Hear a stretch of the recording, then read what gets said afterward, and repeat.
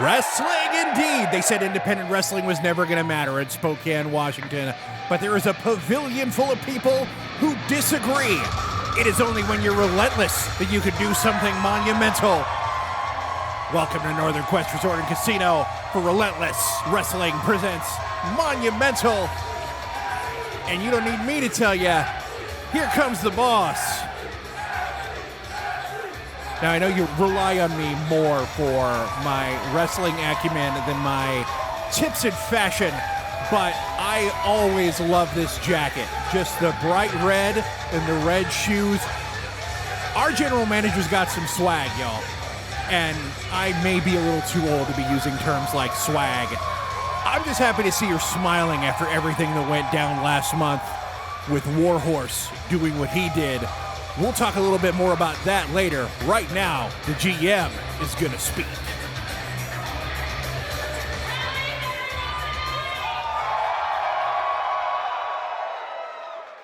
Thank you so much for coming to our biggest show yet.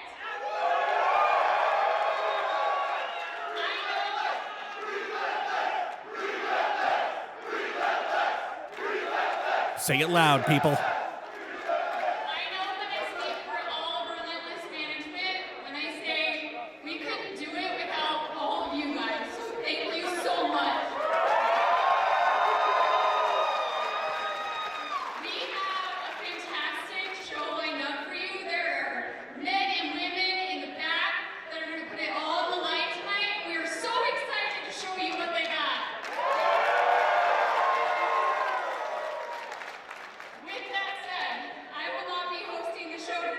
What? I agree. Boo! I brought a very special guest host that is going to come out right now. Who's it going to be? Oh! The surprises are already starting!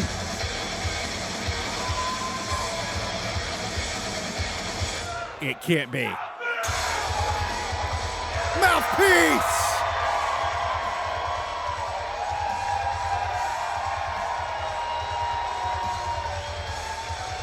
Maddox Ryan making his way down, psyching up the crowd as only he can.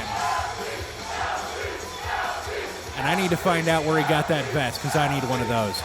Here's me doing fashion again. I need to. I'll stop it. I promise. I'll stop it.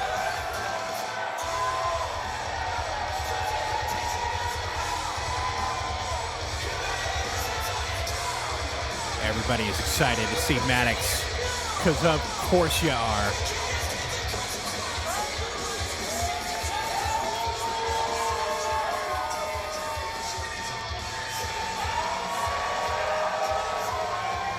More cheers, and let's see what the mouthpiece has to say.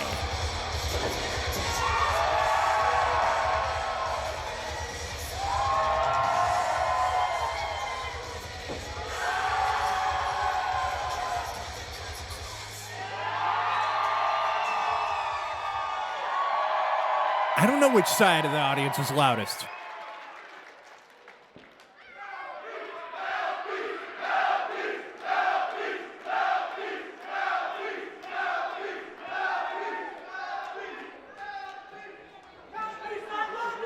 Well-deserved love in the ring.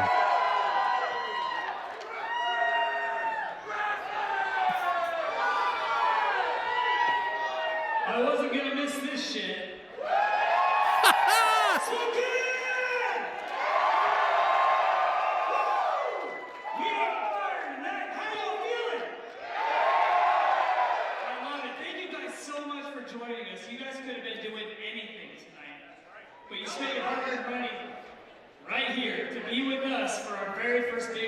Welcome to Relentless Monumental. First and foremost, I want to thank, and Relentless wants to thank, the Kalispel tribe of Indians and Northern Quest for hosting this big-ass show for us. We also want to thank our sponsors, Petunia and Loomis, Brothers Flooring and Design, Tier 1 Performance, Michael Patrick CPA.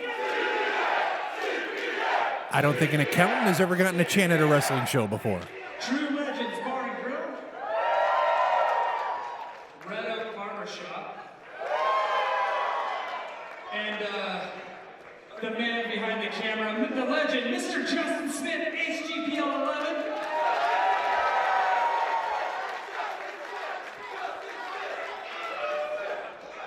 Couple things. If you're posting on social media, hashtag Relentless Monumental. There's a step and repeat banner. Feel free to take as many pictures as you want. And make sure you cover every social media platform we are a part of. Can you guys do that? I'm telling you, everybody in that locker room is pumped to be here. The louder you get, the harder they will go, I promise you. Can you guys get loud? It's Saturday night.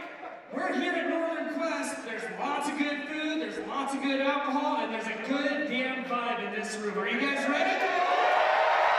You sound pretty ready to me. Hey, Spokane, make some fucking noise! Good old mouthpiece breaking that F-bomb barrier for us. With that said,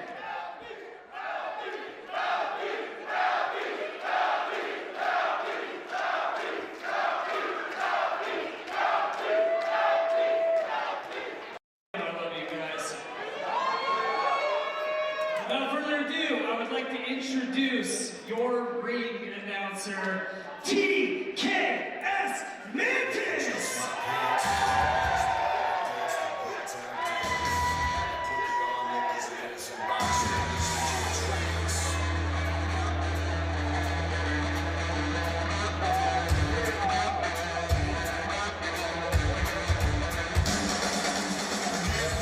There he is. Now, this is when TKS is coming out, and I'm seeing him now. I'm regretting my promise to you, the viewer, that I was not going to comment anymore on fashions. But I did make that promise, and I'm going to keep it. Everybody's happy to see TKS, and why wouldn't you be? Just the sheer energy that he brings, slapping hands all the way around the ring.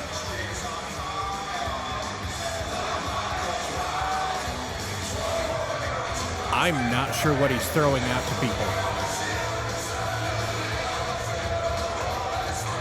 I'll ask later. I'll see if I can find out for you.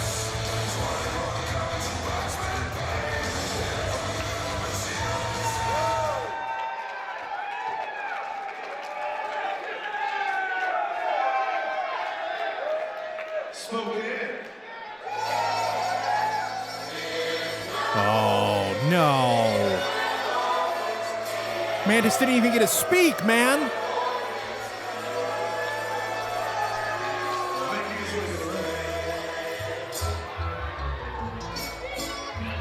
From the North Beach section of San Francisco, California, Vinnie Massaro.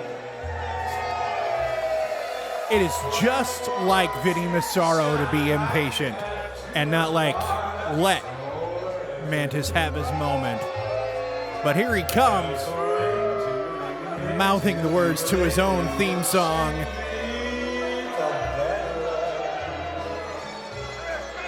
Vinnie Massaro, of course, a veteran of all over the United States. You may have seen him on Lucha Underground doing some big lucha fights. And now he's inside the pavilion at Northern Quest Resort and Casino.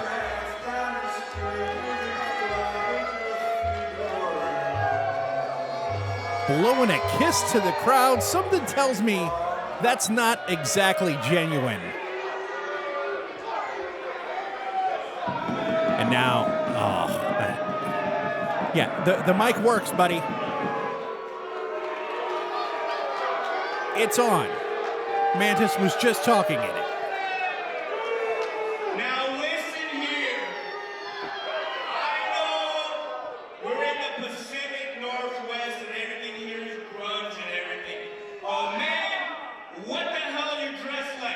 I'm glad he said it because I made a promise that I wasn't going to. You look like a Walmart gave roll.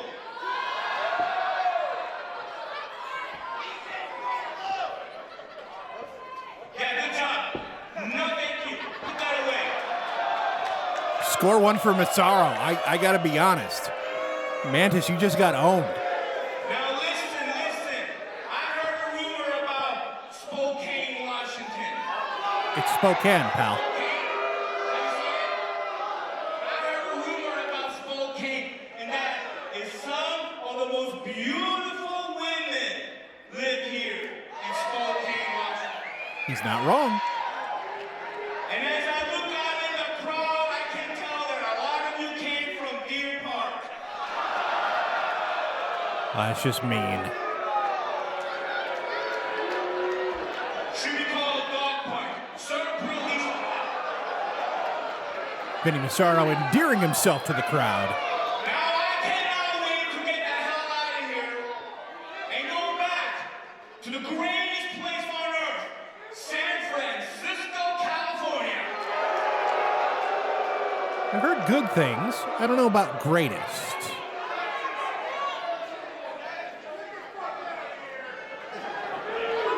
Man, please sit down. So let's get my opponent out here and start the match so I can leave Spokane, Washington. Something tells me he's saying Spokane on purpose.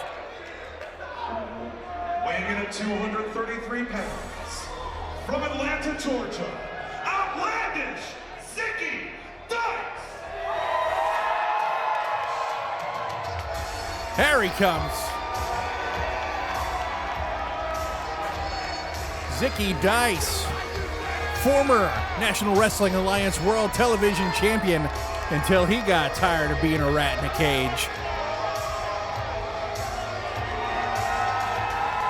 Something tells me that these people are going to like the outlandish one a lot more than Vinnie Massaro, especially after his opening soliloquy there.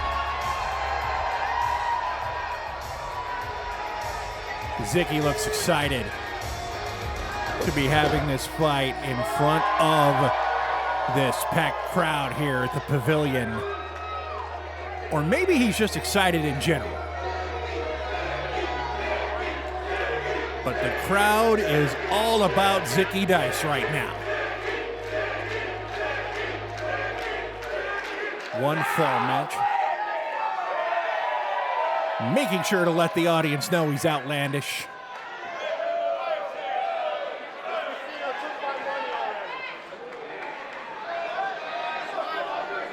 Let's see what these two are going to come up with. Both are veterans. Both have been doing it all over the country. And this is just the opening match here for Monumental.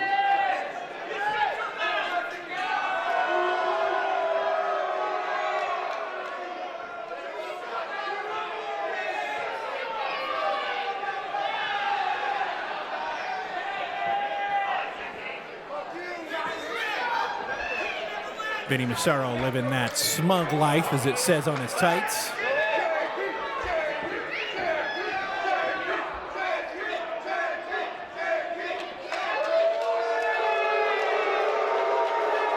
Not a nice reaction to Vinnie. Not very well liked. Let's see what Zicky gets. A completely different story.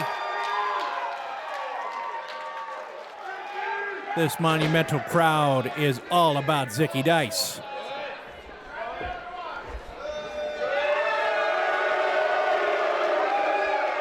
He looks surprised that he's not well liked.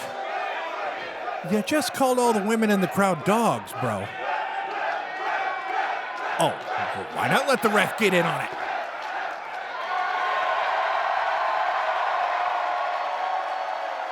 So if I'm going to keep score on the audience applause, Zicky's top of the pops, the referee's pushing it, and Vinnie misses the charge, and Zicky opening up on him in the corner. I think Zicky might have suckered him in there.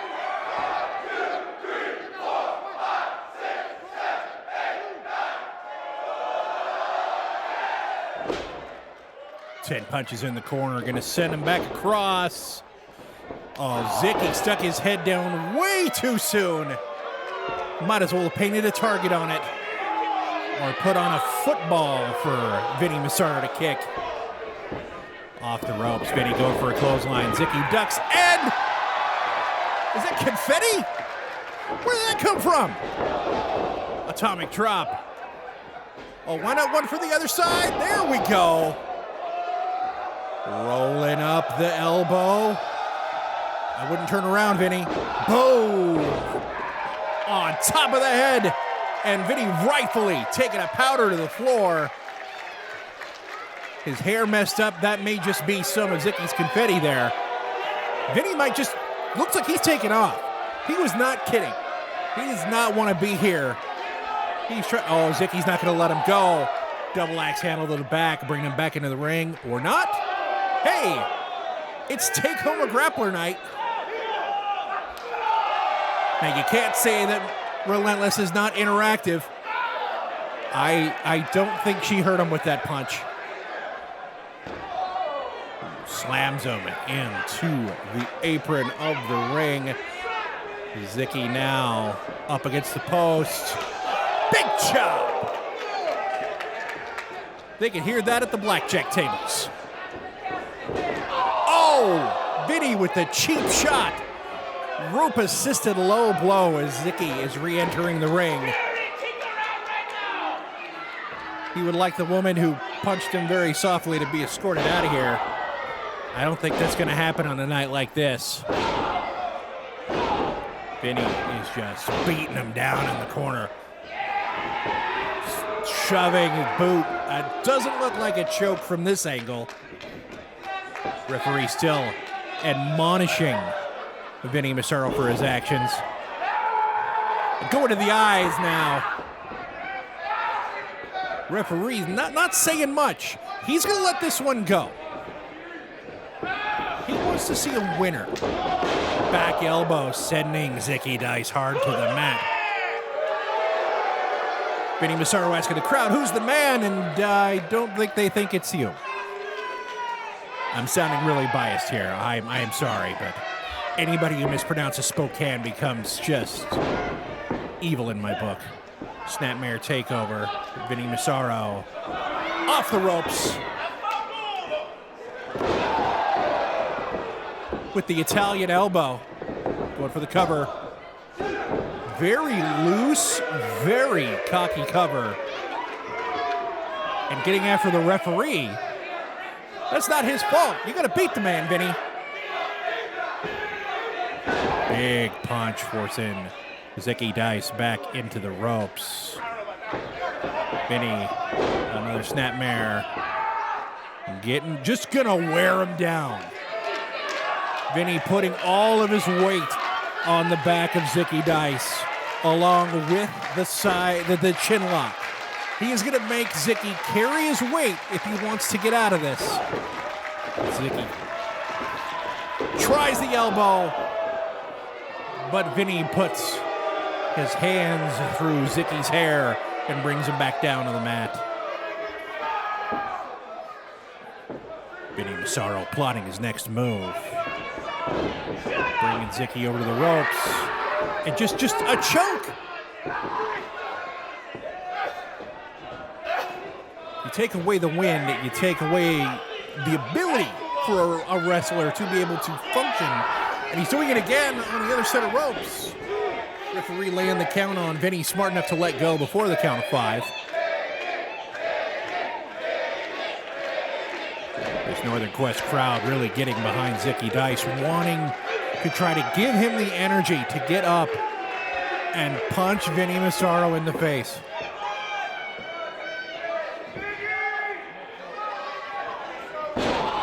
Big punch to the throat. And a double throat chop. We definitely know where Vinnie is focusing his attack. He's wanting to take away the wind of Zicky Dice by any means necessary. And again, with the choke in the ropes. Vinnie Massaro building up a head of steam. Oh!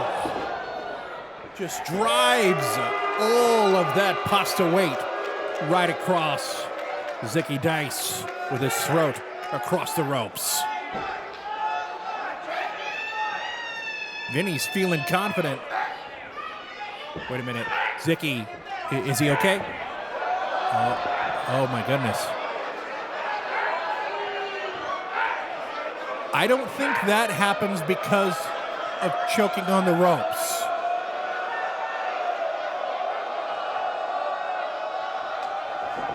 I don't know where that comes from. But that is a clothesline and another one. Zicky now throwing him back. Some big right hands. Jabs to the face over and over again, winding up. He's looking for the big one. Like a rolling punch, going for the cover. 2. No. Vinnie Massaro kicks out. This opening contest here at Relentless Monumental still going. Vinnie Massaro crawling to the corner. Zicky is not going to let him get away from him too far. Rolling him up now. Oh, Massaro almost throws him into the referee. Vinnie Massaro with the roll up. He's got a head full of tights, ref. Oh, the referee saw it. He is not going to let that go. He's let a lot of things go, but he's not going to allow Vinnie Massaro to rob the match from Zicky Dice. And Vinnie Massaro is not happy about this. Getting into the referee's face. Don't do it. Oh. That's justified. And a big sliding fisherman buster. Cover. Leg hook. 1, 2. Oh.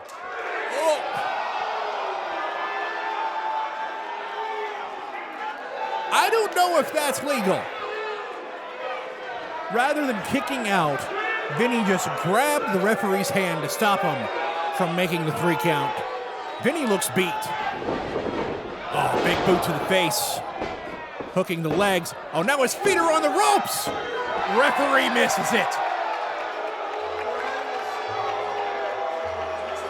After all of that,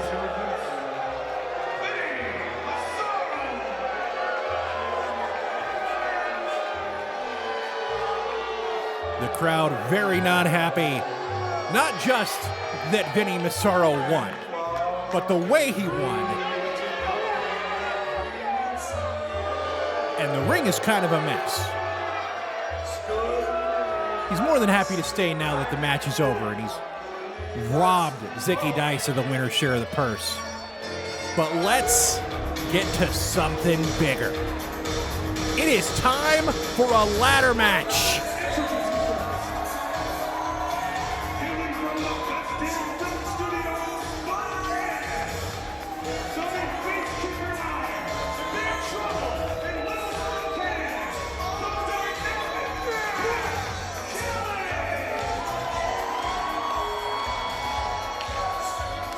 You heard Mantis say it. Dynamic Rook Kelly, the first one to come out. This is a ladder match for the Pacific Northwest Championship. You kind of saw in the background hanging up there. Rook Kelly face kicks and ponytail spins. And he's ready to get dynamic with ladders.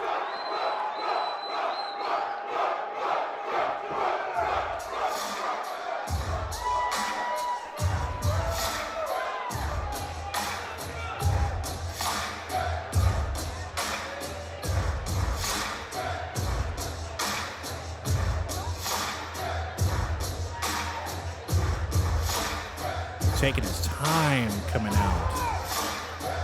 Making everybody wait for him.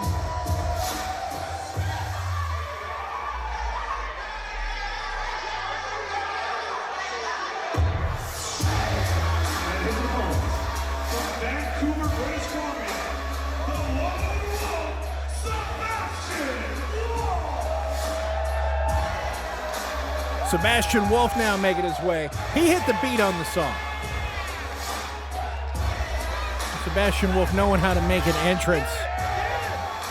And when this show was talked about on Squared Circle Reddit, Sebastian Wolfe was one of the standouts. One of the people that were pointed out by multiple commenters as somebody to watch out for. And we have him here first in Relentless Wrestling.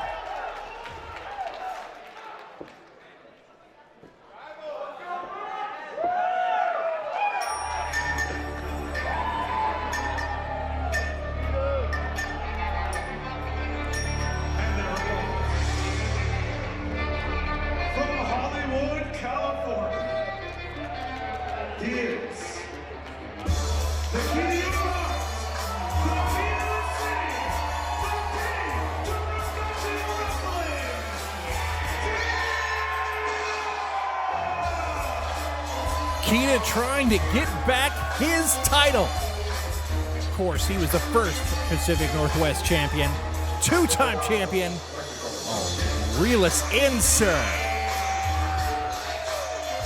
This guy could be the prize pick.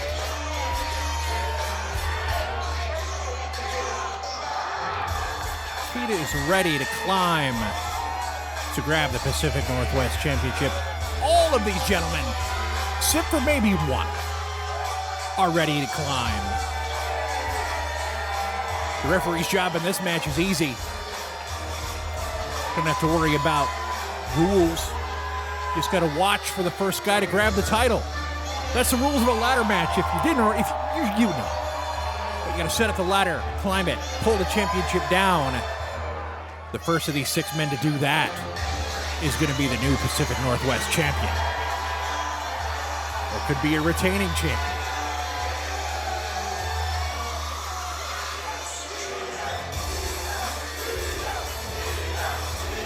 Keita pointing at the belt hanging high above the pavilion, above the ring.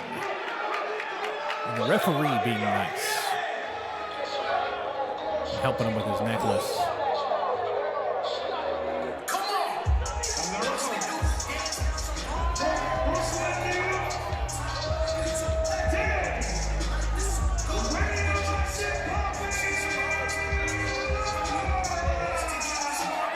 Limelight making his way.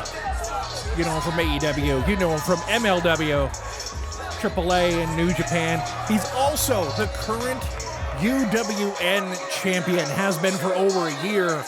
This man wants to add more gold to his collection, and all he has to do to get it is climb up and grab it. Sending a shot to the cameraman. And giving his glasses to Mantis.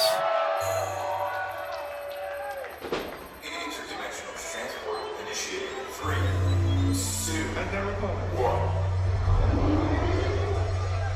Proceed with caution.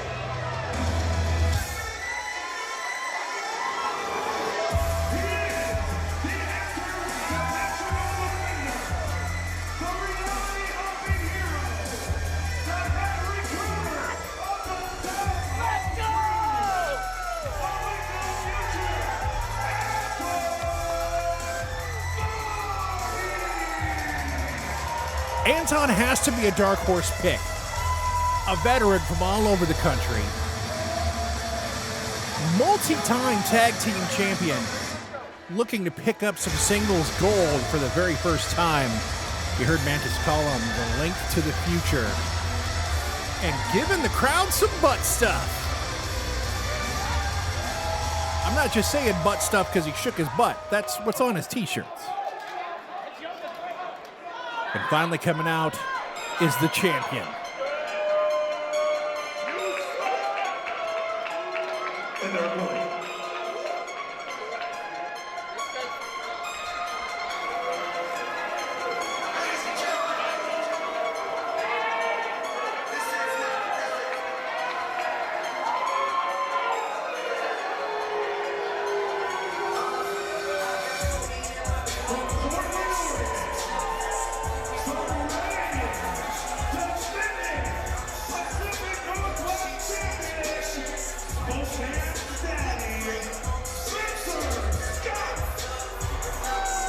Spencer, of course, won a 6-way match for the title back in January. So being in a 6-way match for this championship is not something new for Spencer Scott. Of course, Tonight, he doesn't have Zay Perez with him. There's no Flaming Aces. There's just Spencer. Now, normally, of course, the champion comes out with his title. But when it's a ladder match, it's hanging above the ring. After all the cheating he's done to keep that title, Relentless Management said, no, no, no. We're going to do this the hard way. And it doesn't get much harder than trying to keep your title while being surrounded by 5 hungry athletes who also want the gold, want the glory, want the money that comes with being the Pacific Northwest champion.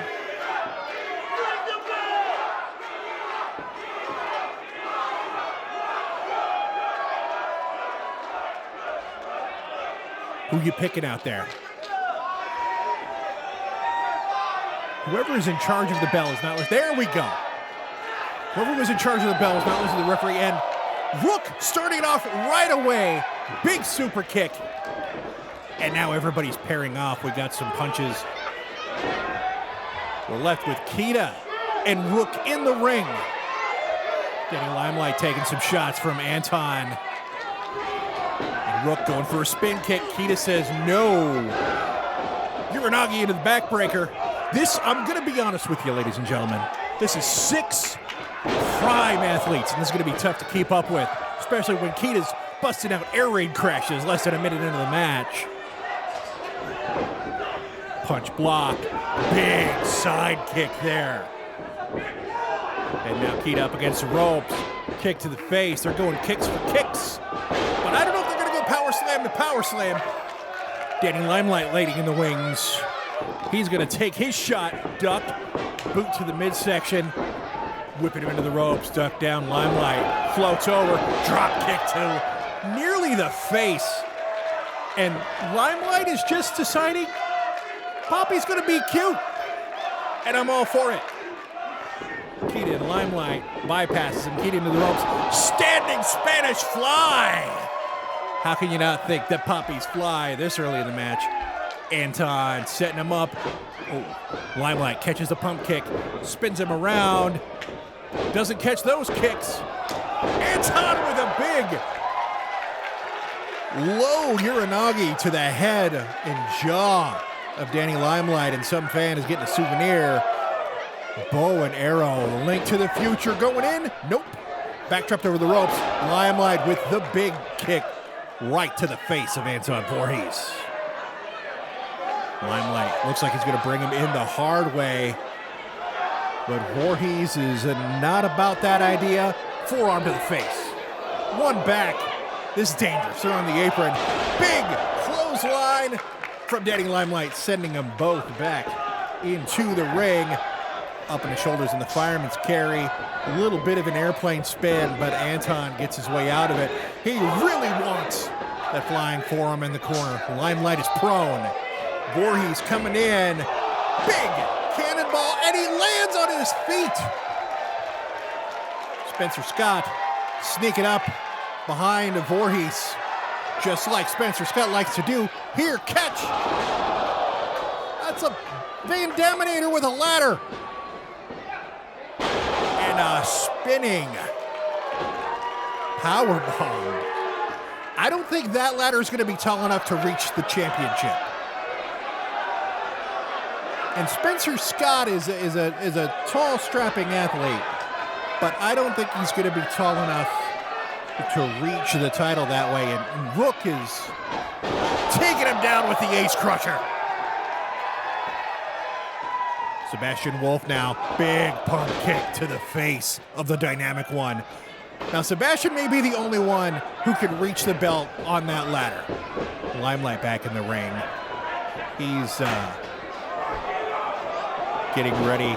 Snap suplex onto the ladder. That is metal on bone, my friends. And I don't think the metal is going to lose, at least not this early. Limelight playing to the crowd as Spencer Scott and Anton Voorhees fight around the staircase. Limelight just threw the ladder at Keita.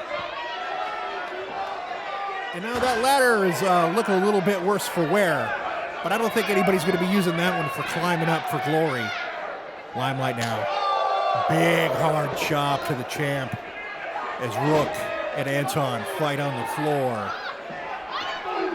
Back elbow from Anton. Back of the ring at Danny. Limelight is setting up the champ on the top rope. Elbows forcing Limelight down. Big flying jawjacker elbow, Tracy Smothers style. Here in 2024, Anton coming in, boot to the stomach of Spencer. They're going to go off the rope. Spencer Scott reverses. Or no, he doesn't. Anton flings around with a nice enziguri, taking the champion down. And he's crawling, trying to figure out if he can remember where he is. Crowd seems to be behind Keita. I don't think Keita meant to give Anton the ladder. And he's going to regret it. Or maybe not. Big kick. Jawbreaker with the ladder. And just kicks it right into Anton's face. Keita is coming up with some innovative ways to take that ladder and use it as a weapon to his advantage. Heading to the outside. And now that's more like it. That is the kind of ladder where when I look at it, I think two things. One, somebody's going to be able to reach the belt with that thing. And two, some of these dudes are getting hurt. Tug of war over the ladder. Anton forces Keita into the corner, and now Keita's wedged. He is stuck. Danny Limelight just walked the ladder and kicked him in the face. And kicked Sebastian in the face too, just for good measure. Spencer Scott, the champ, backdropped into the ladder. And then forced down the hard way. I don't think Limelight's done. Big frog splash. Sending out the love to Eddie Guerrero. But you can't send out love for too long when you got all these people here. Pile driver onto Spencer Scott on the ladder. Anton Voorhees is crazy. But he forgot about Rook. Super kick to the face. Rook's ready for more. Oh, up on Anton's shoulders. And sent down onto the ladder. Anton is in control. He is the only one on his feet right now. Well, I guess Keita is now since he put him on his feet in the corner, but you know what I'm trying to say. Is this going to be a superplex onto the ladder? It certainly was. The link to the future may have just found a link to the championship if he can ascend the rungs and go all the way up. And now the ladder's getting opened. This championship means so much. By the holder of this belt, you say you are the best in the Pacific Northwest. And now,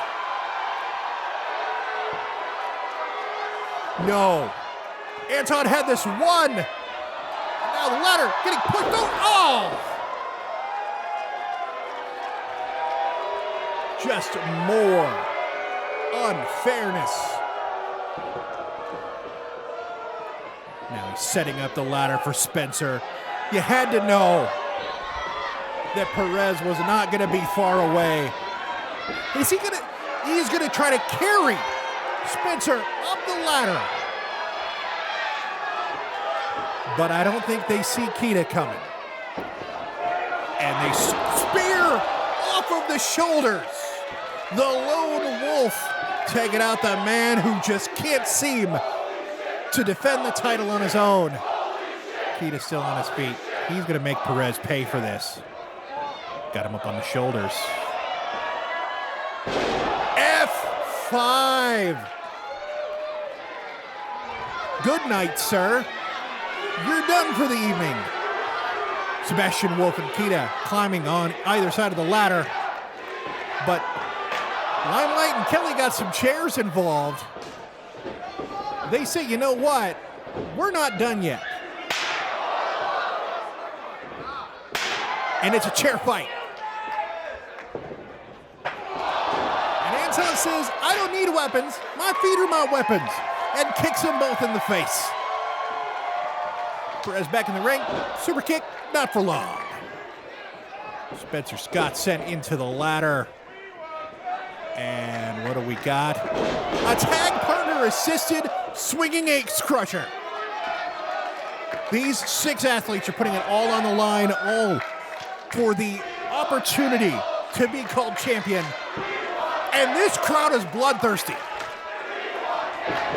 They've seen some ladders, they've seen some chairs, and now they want tables. Tables, ladders, chairs, oh my. Limelight tosses Wolfe out of the ring. Kicks the dynamic Rook Kelly in the belly and sends him out of the ring. It's now down to Limelight and Keita, at least for the moment. Limelight's got that ladder set up. And what did Anton just slide into the ring? Well, Keita's got Limelight up on his shoulders, and Death Valley Driver just ruined that ladder. Nobody climbed that ladder because it buckled under the weight. The crowd rightfully chanting Relentless. And am I saying this correctly? Has Anton Voorhees slid? Yes, that is a television. Perez now going after Voorhees. Who needs tables when you got TVs?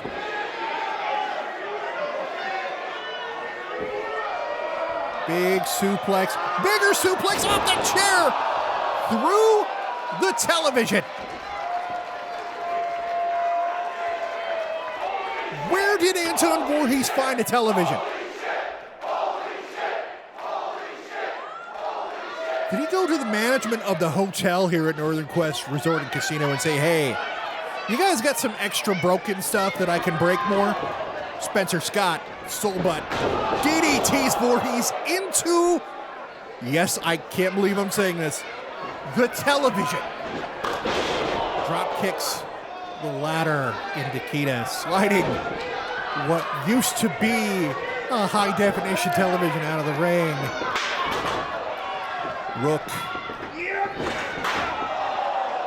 Leg sweep, chair into the ladder. But the Wolf is howling.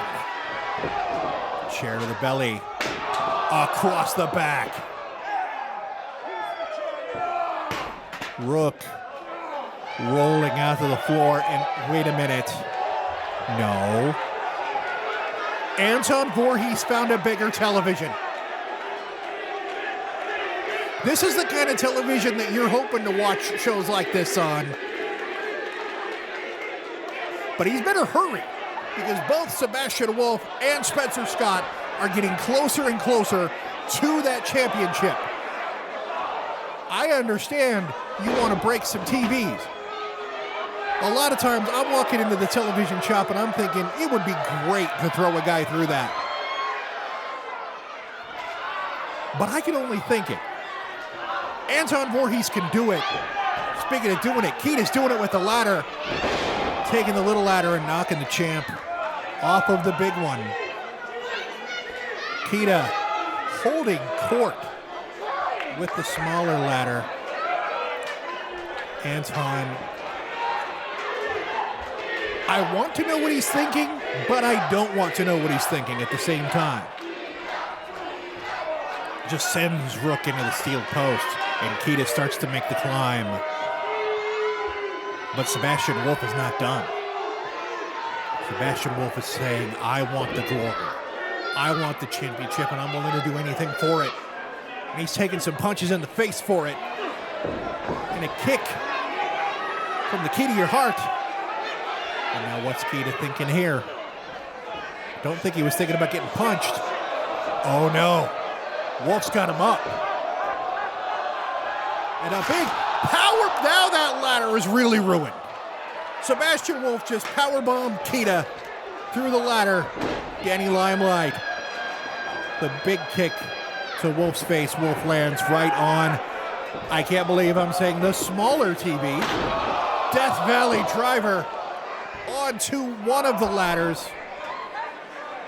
Anton is setting up this gigantic television, and I can't wait to see what he does with it. I don't know why these other 5 athletes are letting Anton Voorhees set up a television, because you know something bad is going to happen. But Danny Limelight doesn't care about the television. He cares about setting up the ladder. He cares about climbing high and pulling the Pacific Northwest Championship down. He's going to give himself every advantage that he can in order to do so. But now he's not alone. Anton climbing along with him. These guys are beat up. Anybody who ever criticizes a professional wrestler for going up a ladder slowly, try taking some of the falls and the moves that these gentlemen have and walk, let alone climb up rung by rung on a ladder. Danny Limelight has got Voorhees, and I think he's going to, throws him through the television.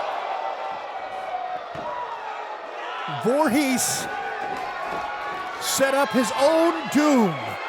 You know he was trying to set that as a trap for one of these other guys. Limelight's got his fingertips on the championship, but Rook says no. Rook with a couple of punches, trying to knock him off his game.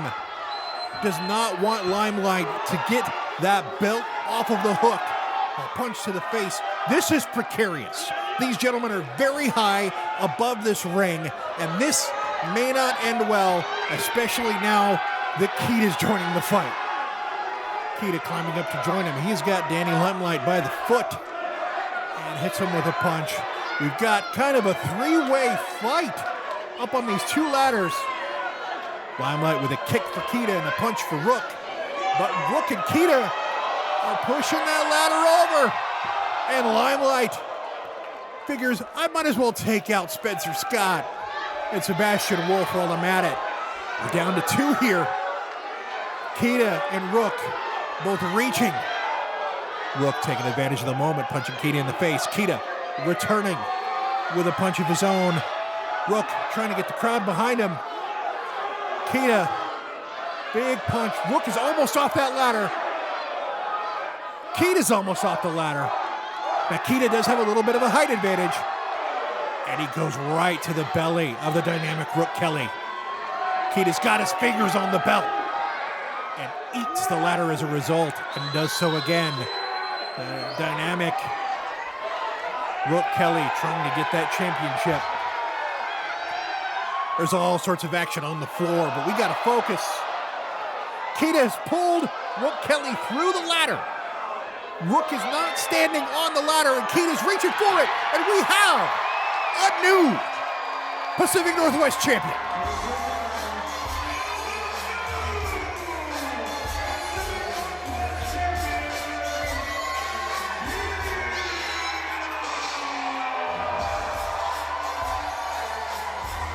The key to your heart, the key to glory.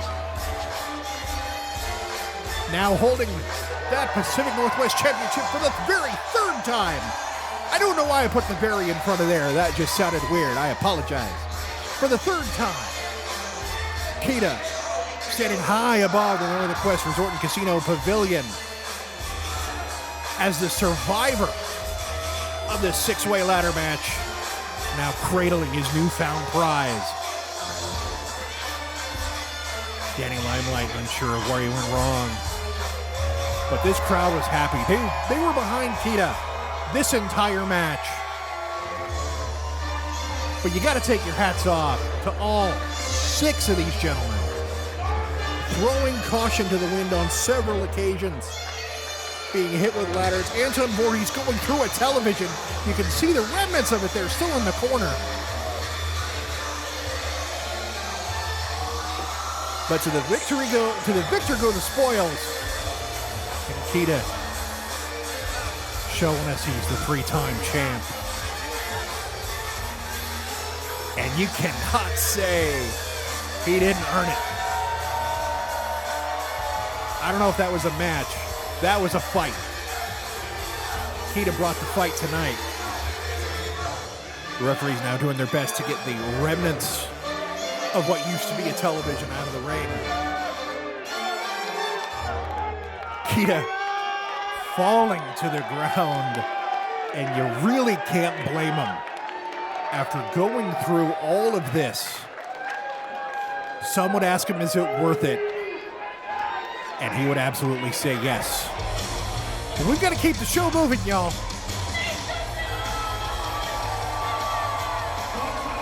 Amira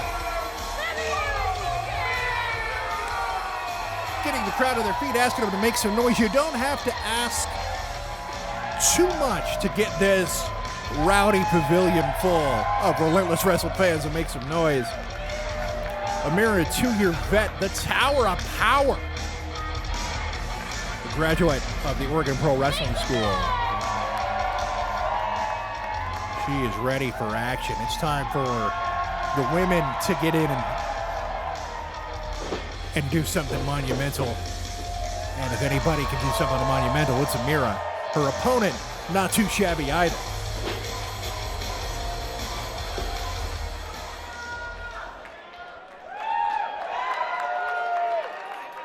And her opponent, from San Jose, California, the mosh pit starter, the emo queen, your favorite grand girl, Brooke.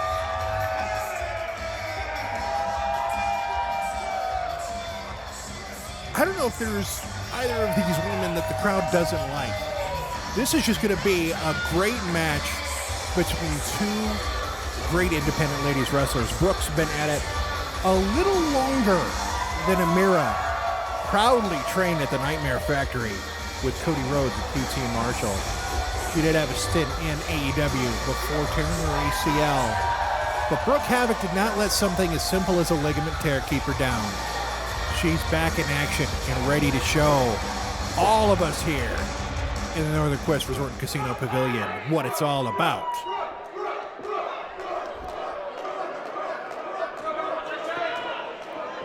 Oh.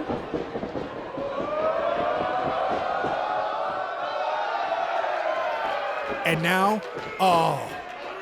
referee, you were cool for a second.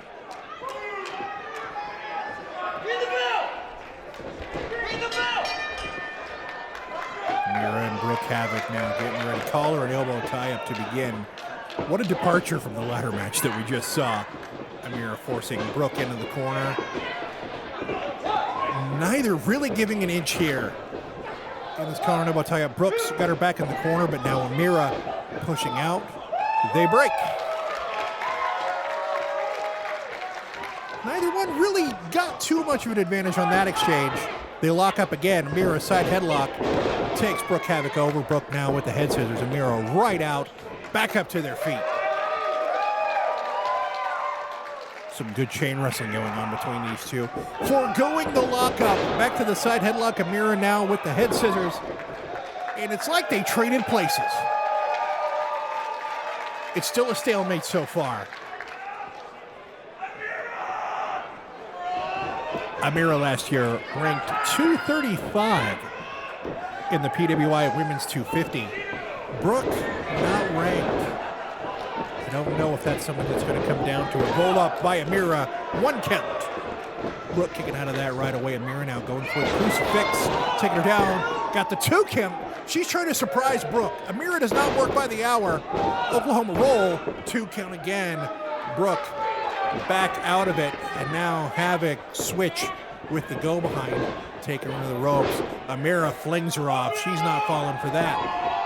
Amira now with the go behind, sending Brooke in. Brooke shoulder blocks. Amira down hard and waves at her, letting her know, hey, you used to be up here, but now you're down there. A roll, and now she wants Amira to come at her, but Brooke suckered her in. Drop toe hold. Just puts the knee in the back, and Brooke just showing off for the crowd. Flexing that bicep. Brooke Havok getting control of the arm, going back to the side headlock. Amira scooping Brooke up, but Havok says no. Some sharp elbows to the back of the head. Havok setting her up for the vertical suplex. Amira says no. Amira setting Brooke up. Brooke says no, go for the small package. 2 count. And the kick out there. Big, blasting elbow shot to the face by Amira to Brooke Havok. Amira sending her into the corner, jumping in. Kind of a little stinger splash. Amira gonna do it again. Oh, Havok rolling out of the way. And gets with the back elbow. A front elbow. Snapmare. And Havok dives over her. Big drop kick into the chest. Brooke Havok is attacking from all sides. Cuts the cover. 2 count. Amira kicks out. You're not sure from where Brooke Havok is going to attack you. But Amira's resilient. A kick almost to the liver there by Brooke Havok. Amira trying to will herself to her feet. Brooke putting her in the corner, trying to silence the crowd. Oh, that was a harsh side of chops. Asking the crowd if they want more. And they got it. But Amira's not letting it go unanswered, at least for the moment. Brooke Havok kicks her in the gut. Amira, reversal, corner to corner. Amira comes in. Big splash. Amira gonna try it again. Lift her. And Brooke is sat down in the corner, unsure of what just hit her. Amira now coming in. Cannonball. Amira very proud of her work, and she should be. Joining hands. Amira lifts Brooke Havok up onto her shoulder. Havok with the elbows to get out of it. Big elbow to the face. Big chop. European uppercut. Brooke Havok now off the ropes. Back up onto Amira's shoulders. Samoan drop. Amira with the cover. 2 count, says the referee. Not quite enough to put away Brooke Havok. Grips her from behind. Brooke trying to do everything she can to get out of the grasp of Amira. Drop toe hold into the corner buckle. Brooke now plotting her next attack. Front face lock, going for the vertical, going for the swinging fisherman buster from Brooke Havok. And Brooke Havok is very proud of that bicep. And if I had her bicep definition, I would be too. Clubbing forearm to the back of Amira, and now just putting the choke to her. Referee almost having to physically pull Brooke Havok off of Amira, as opposed to the disqualification where she got 5 seconds to break that. Amira off the ropes. Big clothesline. Brooke rolls to her feet and an elbow drop. 2 count. Just too confident of a cover. No body weight. Holding Amira down. Nothing stopping Amira from kicking out of that exchange.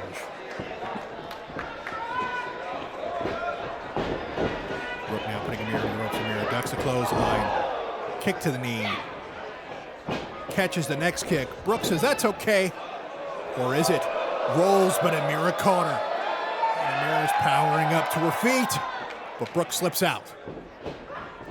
Kick to the gut. Brooke Havok drops to kick to the face.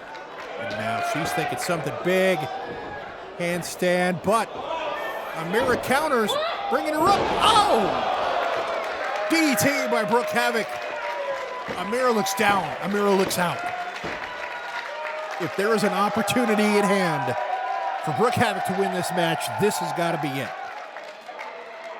And you can see by the look on her face that she is ready to end this. Slapping onto the turnbuckle as she ascends to the second rope. But she took too long Amira has her in the electric chair position and sends her back down. Brooke motionless. Amira almost motionless. These two are putting it all on the line. Both of these ladies struggling to get to their feet after just beating the heck out of each other. Getting to their feet at about the same time, a double clothesline. Neither's budge. Neither budges again. Brooke ducks. Kick to the stomach. Coming off the ropes now. But Amira takes her down with another big clothesline. Amira very proud of that clothesline, and that knocked Brooke Havok for a loop. 2 clotheslines. Has her from behind. Big belly to back suplex.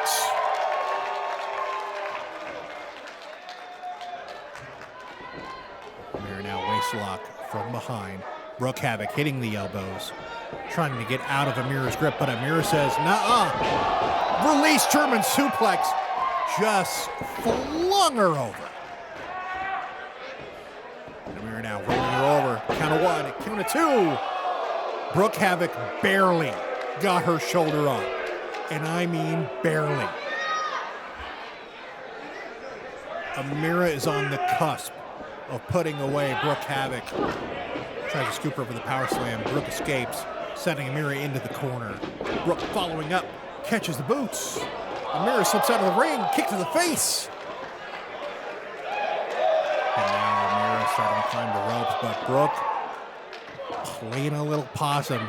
They're exchanging elbows back and forth.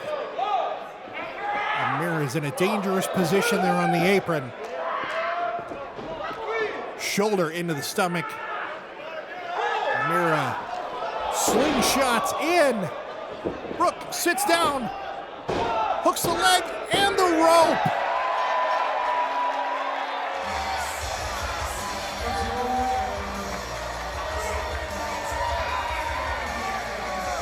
That was such a great competitive back and forth match until the very end, when Brooke Havok decided to take a shortcut and hook that rope in order to put away Amira. Great, hard-fought match for both of them. For it to end like that, and for Brooke to treat this crowd the way she is on the way out.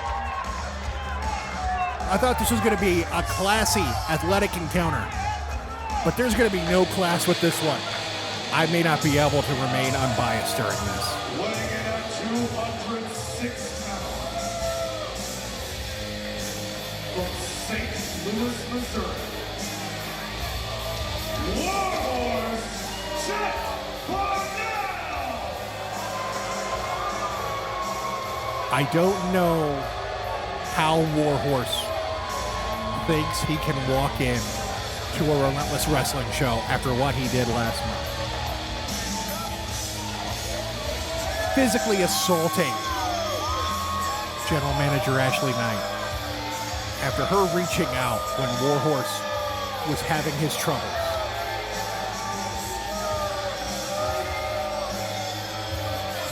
This is not the Warhorse that held the Independent Wrestling TV Championship. This is not the Warhorse that ruled ass. This is the Warhorse that is an ass.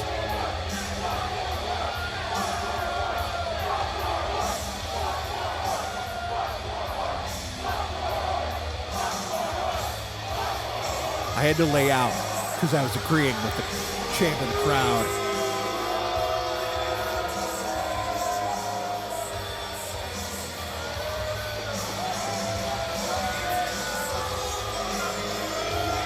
But Warhorse is going to have his hands full.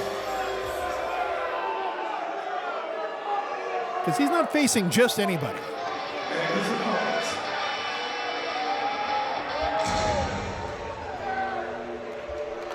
He's in the ladder match.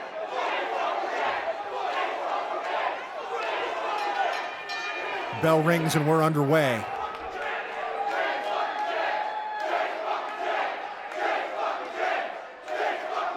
The crowd righteously behind Chase James in this.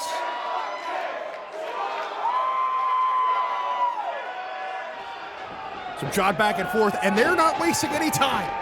Hockey fight in the middle of the ring. Warhorse now with some knees, forcing Chase James back into the corner. Some more punches. Big slap to the face. And he turned his back on him. James with a chop. Forearms. Now Chase forcing Warhorse across the ring, corner to corner. Chase James running into the hoof of Warhorse. Nah, it's a boot. I know better. Big, sky-high spine buster. Sending Warhorse to the mat. I'm not sure. Are we supposed to call him Jake Parnell? Are we supposed to call him Warhorse? Well, you know what? I knew him as Warhorse. And if he prefers Jake Parnell, then I still want to call him Warhorse. Chase James now grabbing the Singapore cane from under the ring. I know some call him kendo sticks, but I'm old school.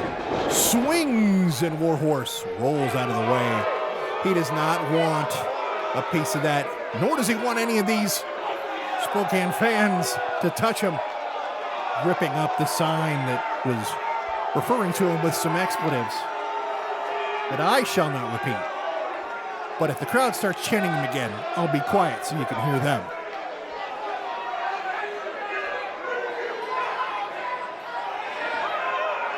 Warhorse pointing at his buttocks for some reason, trying to goad Chase James into chasing him. It works. James on his bicycle after the Warhorse. Warhorse now rolling into the ring. I don't think Warhorse really wants this fight. Warhorse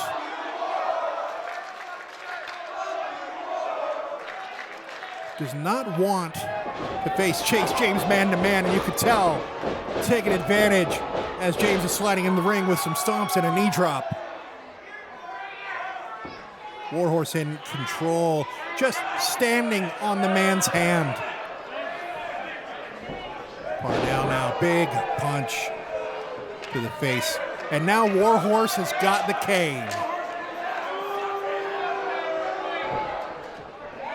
Forcing James back with a choke. No count. This is a grudge match. There's only two ways we want this to end. Pinfall or submission. And a big cane shot to the back of the Warhorse. James now. Do it again. Pointing to Warhorse with the cane. The crowd wants me to do it one more time. I want him to do it one more time. Another one. And that is a Singapore cane that has seen better days.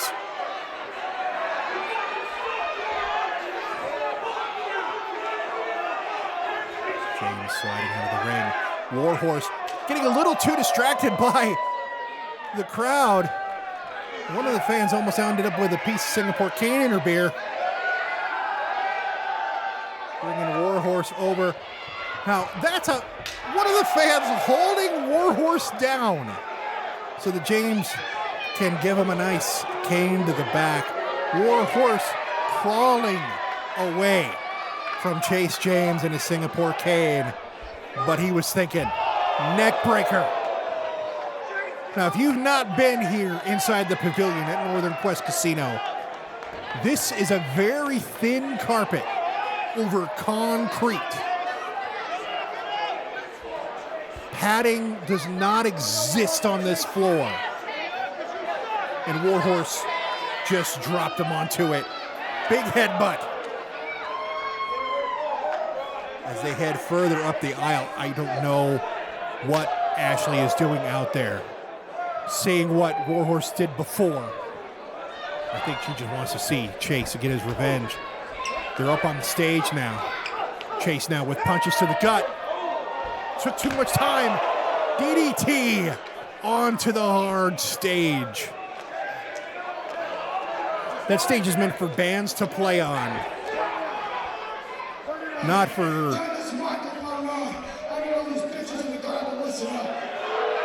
I guess Warhorse has a speech. You did me real wrong and I'm gonna hurt you real bad. him. Now, I think I'm gonna burn your face. Get ready to hit that pyro for me. He's signaling to the pyro guy. And he's going to burn Chase's face in the CO2, but no! Chase reverses it. CO2 cannon right into the face of Warhorse.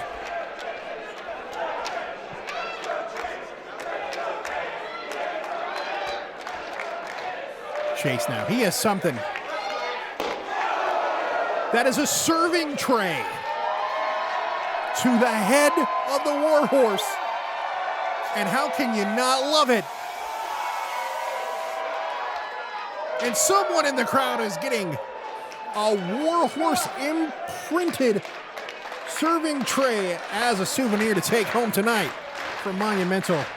Chase now unwrapping some of his wrist tape.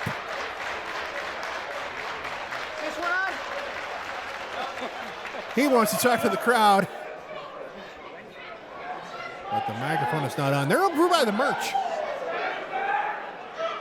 Chase now with that hand wrap right around the neck of the Warhorse, Jake Parnell. He is taking him back to the ring by his neck in one hand and gaining encouragement from the crowd with the other. The hometown hero living up to his name. And we've got a chair. I have not seen a man look so happy to have a steel chair in his hand in a long, long time. But he let Warhorse recover. Big drop kick from inside of the ring to out. Warhorse now whipping him into the guardrail. Warhorse taking James and whips him into the other side. He's just taking him on tour from one side of the ring to the other into that metal guardrail. But Warhorse is busted open. Parnell is tasting his own blood.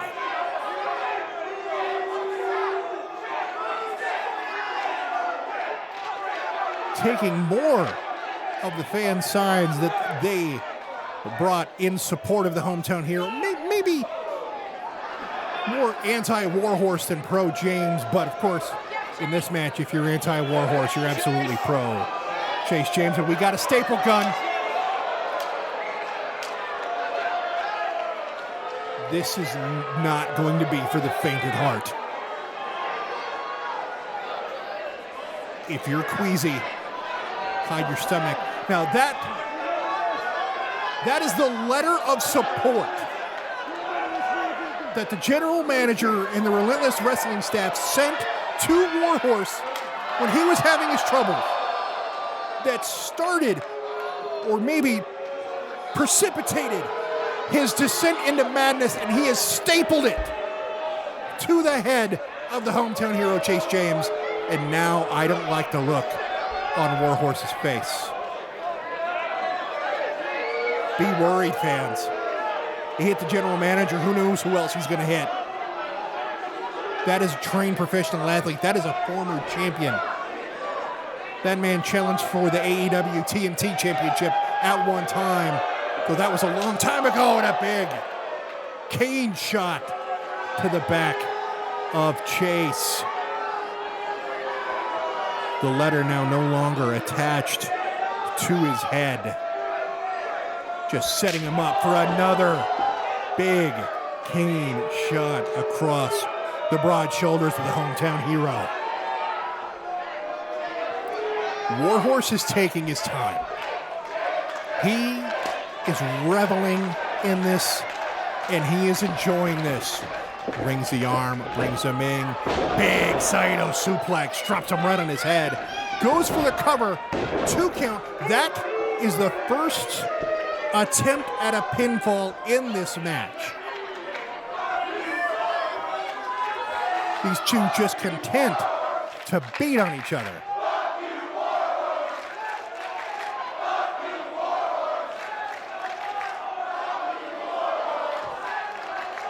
Warhorse looks like he was going to use the chair. Deciding against it, at least for the moment. Climbing to the high rent district of the top rope. Chair in hand. James catches him coming. Chase James now has the opportunity. And he has the weapon. And Warhorse kicks the chair out of his hand and a big clothesline to the back of the head. Warhorse putting him in the corner, going back, leaping, big sliding knee into the face of the hometown hero. He pulls him out. Referee counts 1. Now notice, James is not going for covers. James is going for punishment. Chase James is going for revenge. Our hometown hero is trying to avenge our general manager, our company, and our home. And the Warhorse is just trying to humiliate Chase James if he can. The steel chair draped across Chase James, but he is recovered. And look out! Unidentified flying chair into the face of the Warhorse. Chase James ascending the turnbuckles. This is not just a superplex. This is a hometown hero superplex. James now making his first cover of the match, and considering the state of the fight, it's understandable that James didn't get all of the cover. But now, not sure what to do. But I think Chase James has a plan. Helping Warhorse up just so he can put him back down again. James lifts him up, sets him onto the turnbuckle. Calling out to his people, the ones who have signed the shorts that he is fighting in.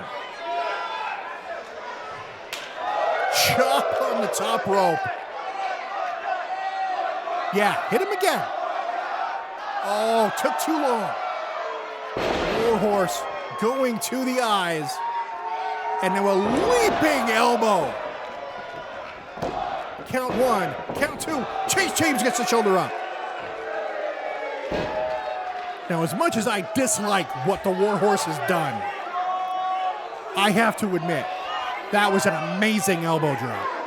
And what a stud. Chase James kicking out of that flying elbow. He is not going to go down without a fight.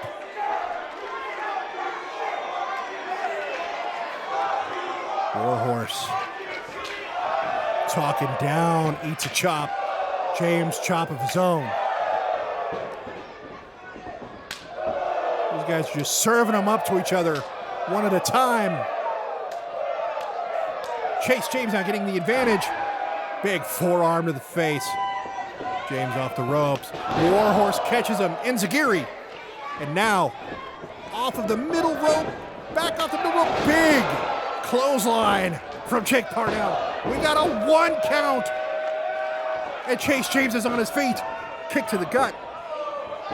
Could be a package driver. Covers him. Count of 2. Warhorse barely. That is a 2 in 77-78. Referee showing Chase James how close he was to getting that victory after that package slam. Chase James going under the ring again. What else could he have stashed under there?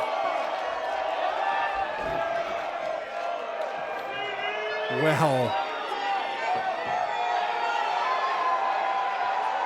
we've got doors, folks. Not just one door.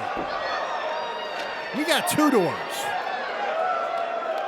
We're halfway to a sedan with how many doors are in the ring.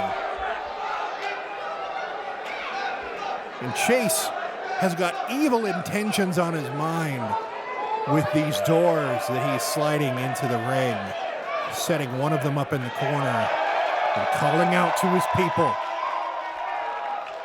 He is the hometown hero. Setting the other door up in the opposite corner.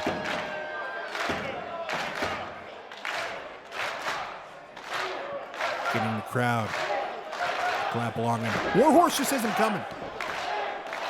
He has to know that something has been set up because he is clinging to that bottom rope like his life depends on it. James playing tug of war with Warhorse and just... I mean, if I got hit by Chase James with the Singapore cane, I would let go of almost anything I was holding.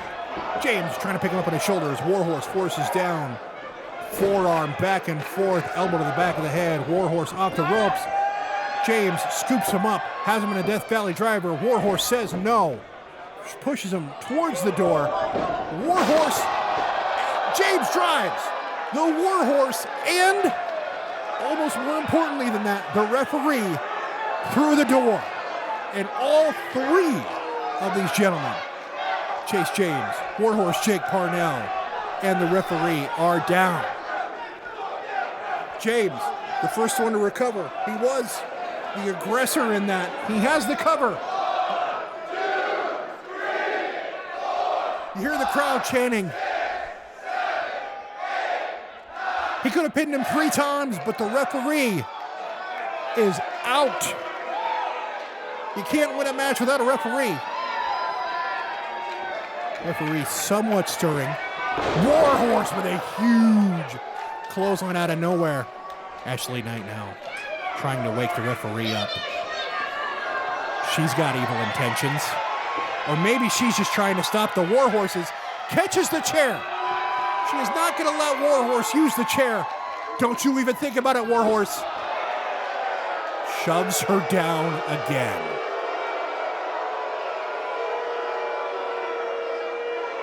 And now Warhorse. Don't you do it. Chase James hooks him.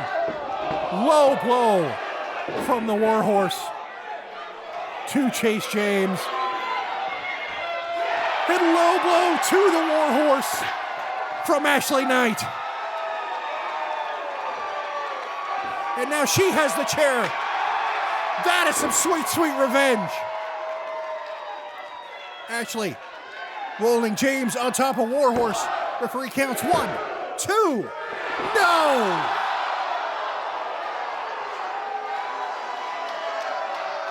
Warhorse. Jake Parnell is not going down yet. Gets the shoulder up.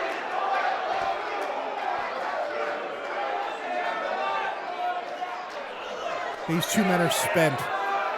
This has been a grudge match where they have just been willingly putting it all on the line, laying each other out. This would be the kind of fight that may have occurred whether the crowd was here or not. And that's Keita, our new Pacific Northwest champion.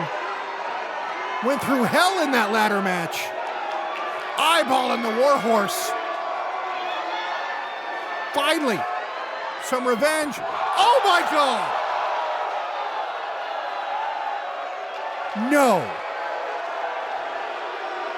Keita with the chair to the stomach of Ashley Knight, and while Chase James, not believing what happened, gets speared by the Warhorse through the other door. Keita, what happened to you? Keita has now put Chase James' head in the chair and holding him there while the Warhorse ascends. Stomp to the chair. Chase may not know where he is. Chair to the chair, and he rightfully crumbles to the mat. Referee counts 1, 2. Oh, this is gross.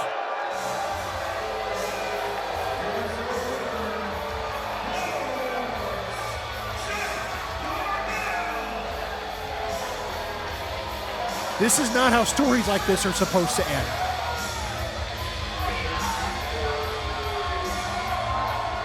Keita, you should be ashamed of yourself. After valiantly fighting for that championship during the ladder match, he comes out and does this and aligns himself with someone like that.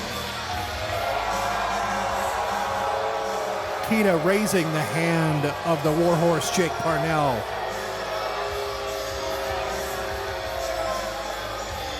Chase James all but motionless. Certainly didn't think that in the middle of this fight, with someone as despicable as the Warhorse has been, that there would be someone almost equally as despicable as Keita to come and help the Warhorse.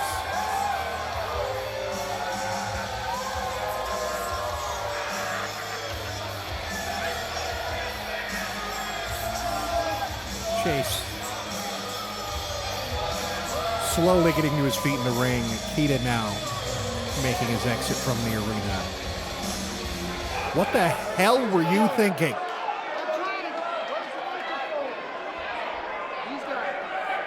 Keita's got a lot of explaining to do.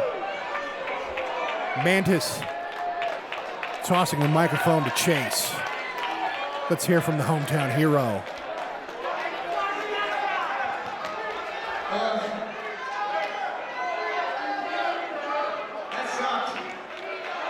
You're telling me.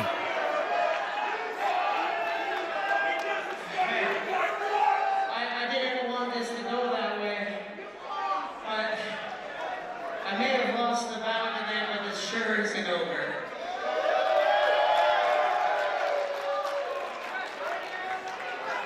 You know, I'm still comprehending everything that I have to say about Keita and Warhorse, but that's not really why I asked for the mic. I asked for the mic because tonight is an amazing night. Certainly is. I asked for the mic because tonight is really just a monumental, historic night that wouldn't be possible without all of you.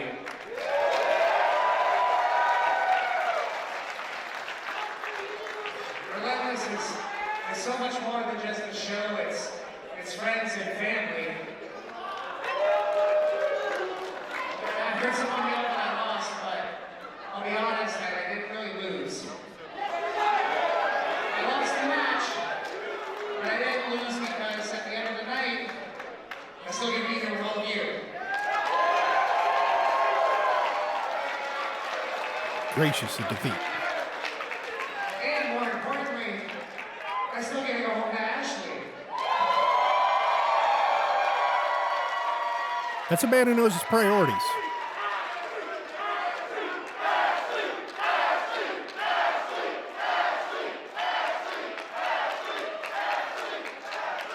So, a while ago, Ashley and I did something. Can you come in here real quick? We did something that was really cool and really important, but I didn't share with a lot of you. So, Ashley, I wanted to ask if you would marry me. Oh!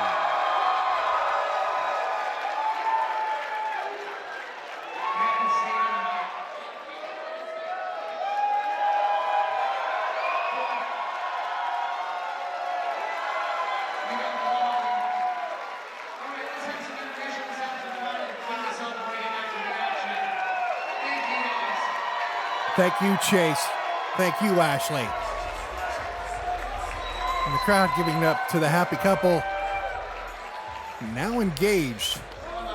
But we have to move on. Spokane, Northern Quest, are you ready for some more wrestling? The following contest is a tag match and is scheduled for one fall. The fun thing about watching this later is you had no idea we just had an intermission. I spent intermission at the blackjack table. I'm down $100. At a combined weight of 469 pounds, from Los Angeles, California, Superman's Daddies, Terrell Nelson, and the Mile High Samurai, Royce Isaacs, West Coast Wrecking Crew. New Japan Strong Vets, the West Coast Wrecking Crew. Nelson threw out a challenge. He said, we want some tag team competition. We want a big match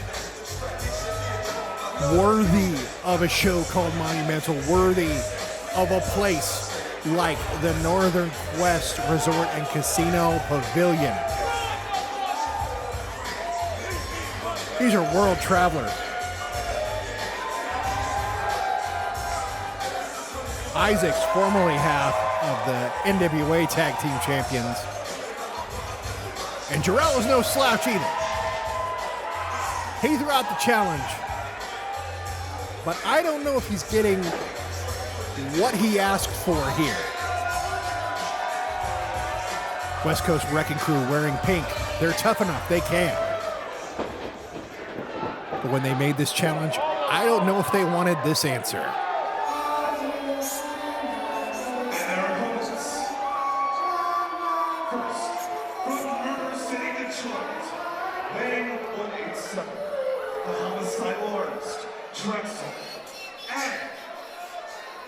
The father of film, the original nightmare, your demand, getting out of that.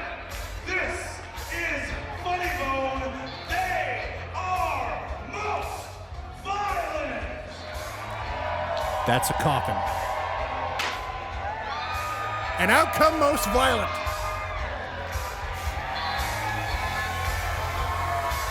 Funny Bone in front. Drexel right behind.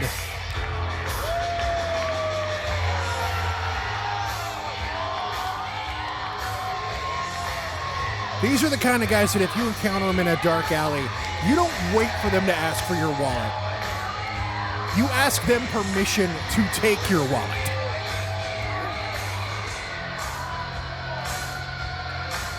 Drexel giving some puppy kisses to the cameras.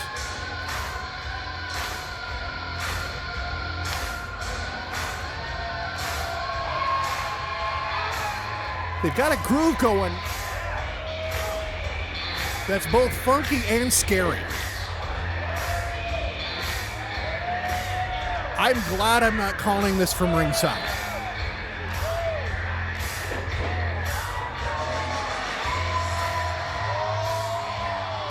These are two dark gentlemen, and the tag team name of both Most Violent is not a misnomer. These two bring the pain and are not worried about receiving it in exchange.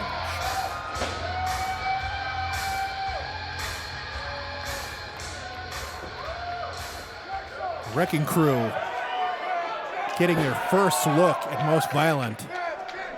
Mantis getting back in the ring. At the request of Funny Bone, we're going to hear from him.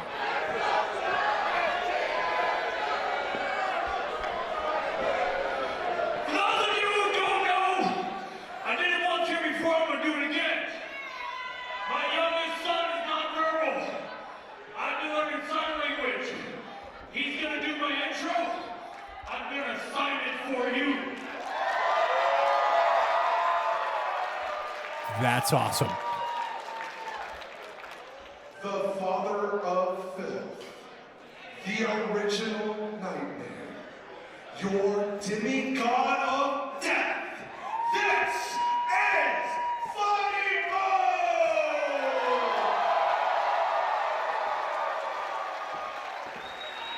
Bone! Making sure that his kid knows his dad is being introduced. And standing tall in the Relentless Wrestling ring, ready to face off with the West Coast Wrecking Crew.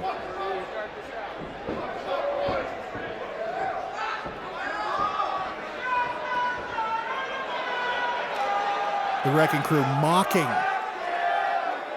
Most Violent's pose in the ring, and now they're going to try to do it again. This is not something that I would recommend from the crew.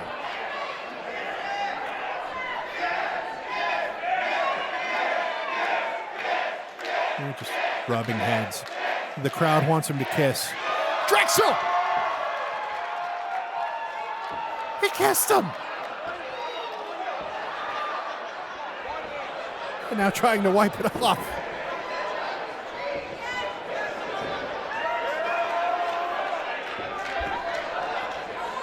I think we might get a wrestling match here soon.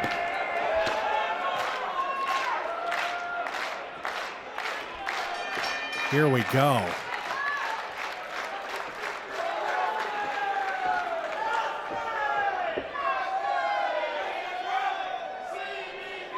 Taking their time to get going.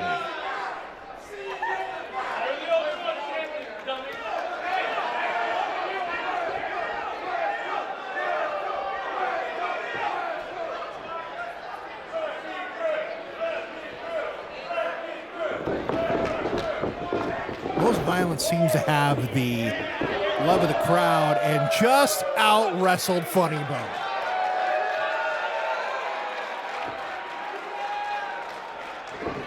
I think Nelson's posing a little too early. And now I'm not sure how to describe that and not say something I shouldn't. Nelson trying to get into Drexel's face, thinks better of it.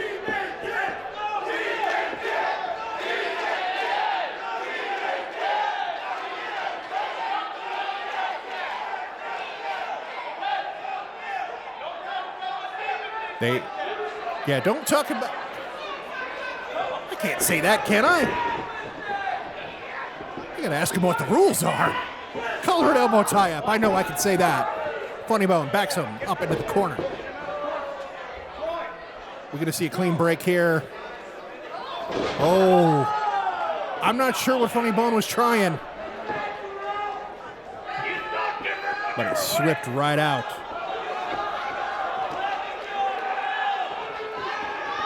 Another collar and elbow tie-up, getting the arm, rings it. Back punted the hammerlock, headlock, side headlock, back to the hammerlock, back to the side headlock.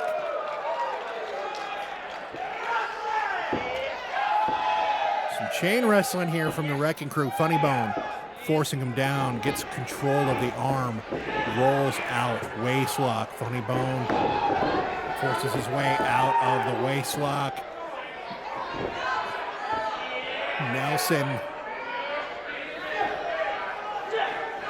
does the same, and now arm wringer from Jor-El Nelson. Funny Bone, kip up, gets out of the arm, and that's a finger. Shoulder block takes him down. Another kip up by Funny Bone. You're not keeping Funny Bone or his finger down. Everybody's got a middle finger tonight. Funny Bone just licked his middle finger. And he came prepared. A wet wipe from one of the restaurants. Funny Bone puts that in his tights to save for later. Funny Bone knows how to save money on the road. We get an exchange. Isaac's in with Drexel.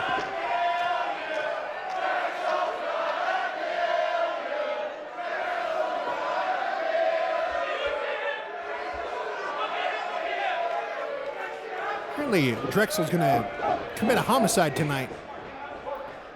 Drexel forced back into the corner. Just John with the referee. I don't think we're getting a clean break here. Chop! But Drexel liked it. Drexel liked it.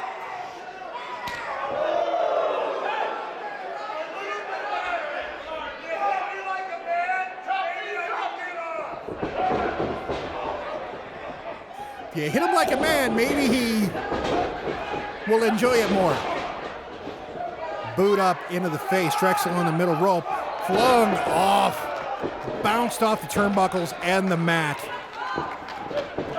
The Wrecking Crew means business. We're paired off now.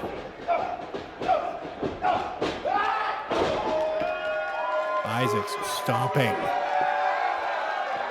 Drexel down.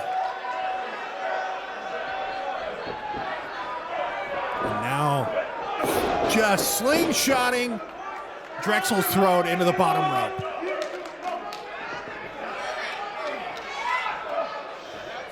Back to the arm. Tag is made. And now we're going to see Some double teaming from the West Coast Wrecking Crew.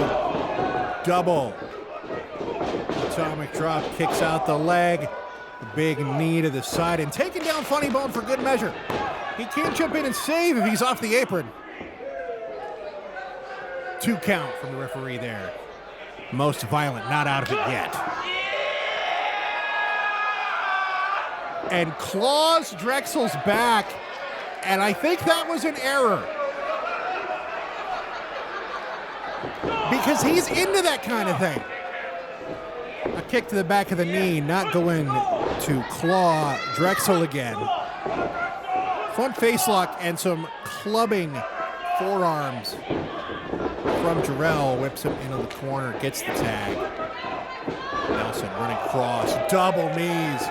Drexel staggers out, right into a big backbreaker. Got the cover, 1, 2. Funny Bone playing by the rules, which I'm kind of surprised from a team called Most Violent. But they could just be saving the most violence for later on in the match. Drexel staggered back to the corner with a forearm, shoulder into the midsection. Tag in, holding Drexel as he's getting a mud hole stomped in him. More stomps in the corner. I would not say he stomped him enough to be a mud hole or for him to be walking it dry. But he made a mistake. He gave Drexel time to recover. Jawbreaker. Oh. Drexel did not get enough on him. And he needs that tag. The Wrecking Crew, however, get the tag. Picks him up. Has Drexel on the shoulder. Drexel elbows his way out. And a meeting in the middle. And again for the West Coast Wrecking Crew. Drexel's got an opening. Drexel crawls over, makes a tag to the Funny Bone. Funny Bone blocks clothesline, elbow, forearm, soul butt, and a big forearm to the side of the head. And he just forced the partners to DDT. Jarrell just DDTing Isaacs there, sends him out of the ring. Funny Bone is a house of fire. Getting ready. Funny Bone runs to the corner and gets a boot for his troubles up in the second rope, but Funny Bone says no. Nice Gum Gary to the head. Funny Bone to the top, and we have got, he didn't get all of that top rope running, but did he get enough? 2 count, no. I firmly believe if he had gotten all of that top rope runner, that this match right now would be over, and we would be basking in the glory of violence. But they're looking to meet him in the middle. Oh, missed time. That was a kneecap collision from Most Violent. Drell Nelson tagged back in. But he's not doing the best as he can. And Drexel took 1 forearm and met him with 3.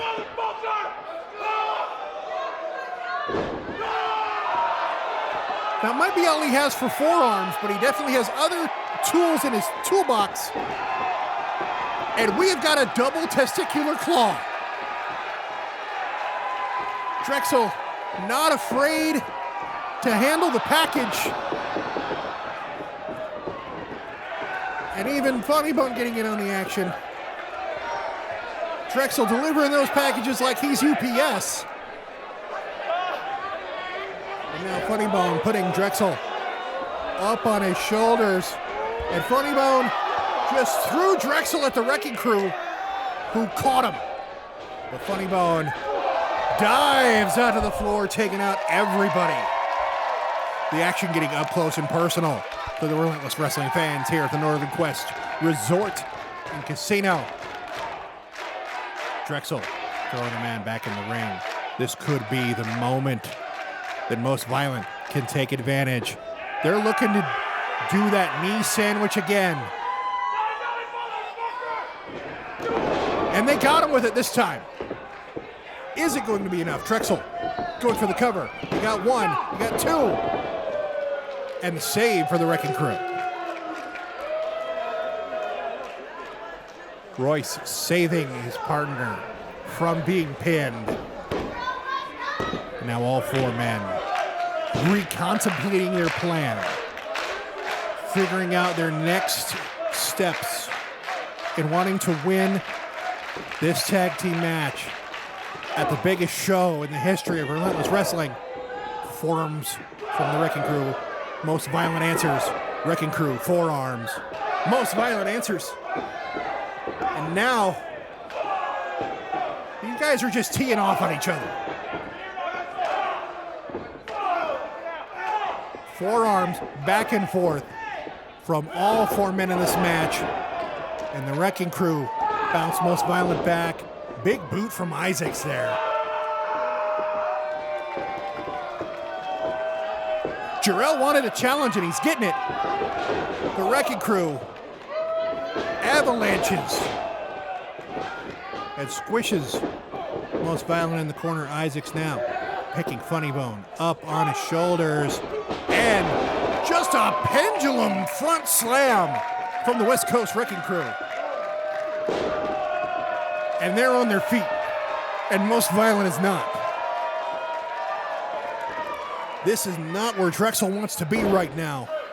Drexel easing his way out of the corner, getting right into a big spine buster. Slingshots up, onto the shoulders. Death Valley driver onto his knees.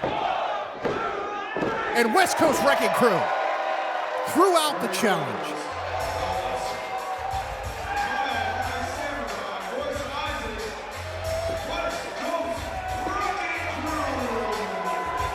I almost interrupted Mantis. I didn't want to do that. The Wrecking Crew threw out the challenge.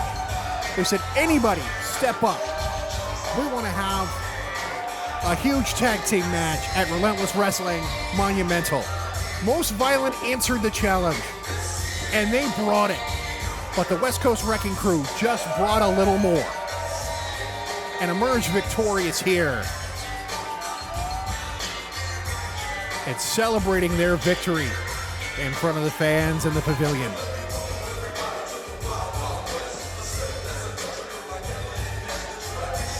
And referee raising the hands of the victorious Wrecking Crew. They're going to be celebrating later tonight in one of the clubs here. I just know it. These are two guys that like to party.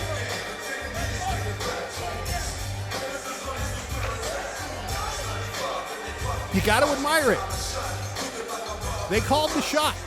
They threw out the challenge and he just stole that kid's headband. And another fan, is that popcorn? What a thief. That headband belongs to a child, and that hat belonged to that other guy.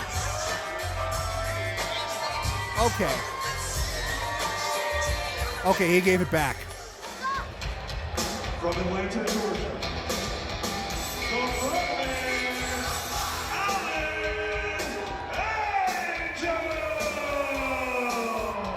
We go from tag team wrestling to something just a little different. With Allen Angels in this match, I kind of wanted it to be match number 5, but that's just because he was number 5 in the Dark Order. Match number 6, though, coming out, formerly in AEW, now affiliated with TNA Wrestling. The front man making his way to the ring. And that fan is not a fan of Allen Angels. Formerly a Violent by Design in TNA Wrestling, and so it was dissolved. Diener said no more. And Allen Angels taking in the crowd. There is no way he's going to be the favorite in this match, considering his opponent.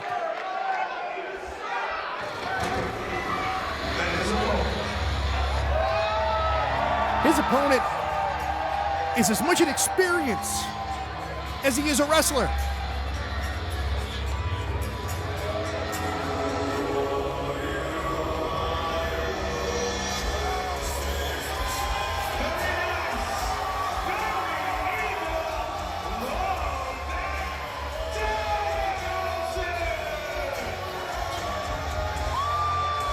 You heard him in Solomon Conan O'Brien's podcast.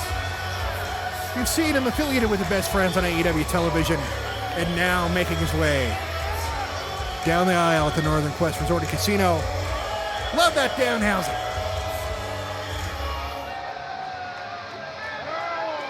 Danhausen has been all over the world, trying to take over the world. And it's because of Danhausen that I have been watching my language. I know the moment I swear, I'm going to hear from him. So if only for Danhausen, I'm keeping it clean for y'all.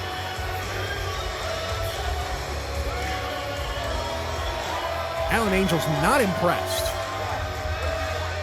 with Danhausen, but the crowd here is.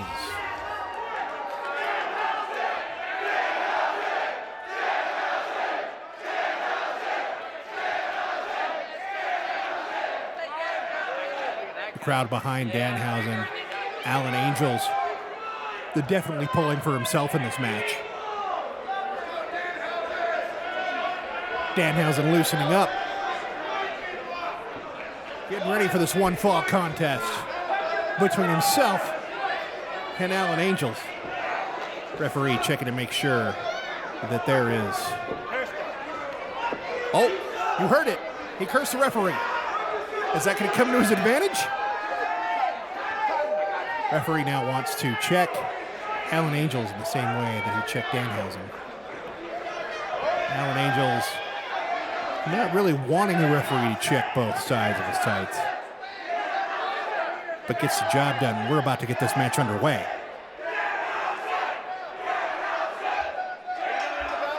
There we go.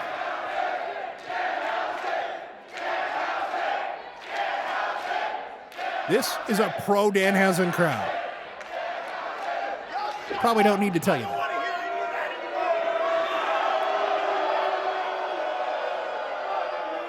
And Alan trying to silence him so he can concentrate. Danhausen wanting the referee to raise his hand early, but the referee refusing. And Danhausen giving the people what they want.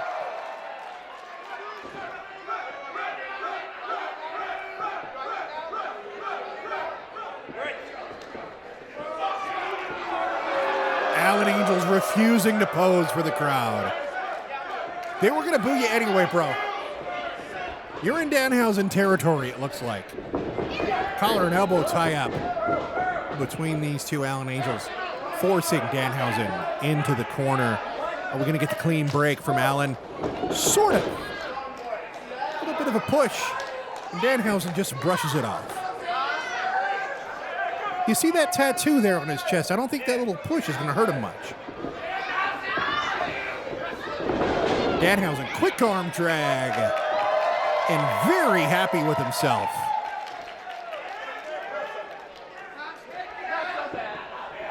Alan Angels trying to say it didn't hurt so bad. One more lockup. Angels going for the arm. Ringing that up. Danhausen rolls one way. Kips up. And he gets the arm, sending Alan Angels all the way over onto his backside. Mr. Danhausen, I said backside and not the bad word. And the crowd correctly identifying that this is wrestling. And I'm glad they're excited and happy to see it. Another standoff. Angels not wasting much time with that lockup. Getting Danhausen into the side headlock. Referee signaling that it's clean. Danhausen whipping Angels into the ropes. Angels shoulder block. Danhausen shoulder blocks him back, sending them all the way over.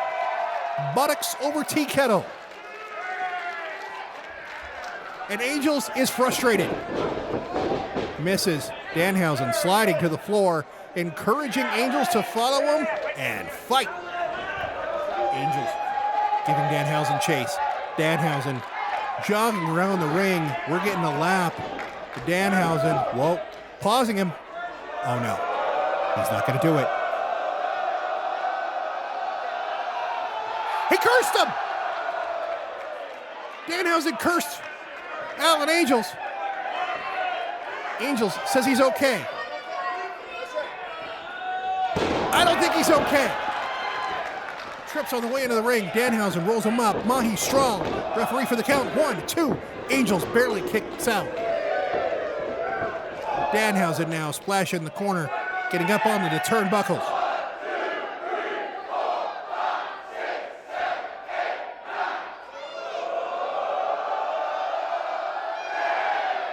I don't need to say anything when the crowd's saying it for me. Danhausen now up onto the second rope.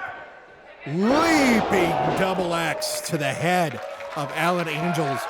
Everything that Angels has tried, Danhausen has had an answer for. And then some. Punch to the back. Is the curse still going to affect Angels? Punch to the top of the head. Just shoving Angels away from him. Another double axe to the middle of the back, right between the shoulder blades of Alan Angels. And now just smacking him into the apron of the Relentless Wrestling ring.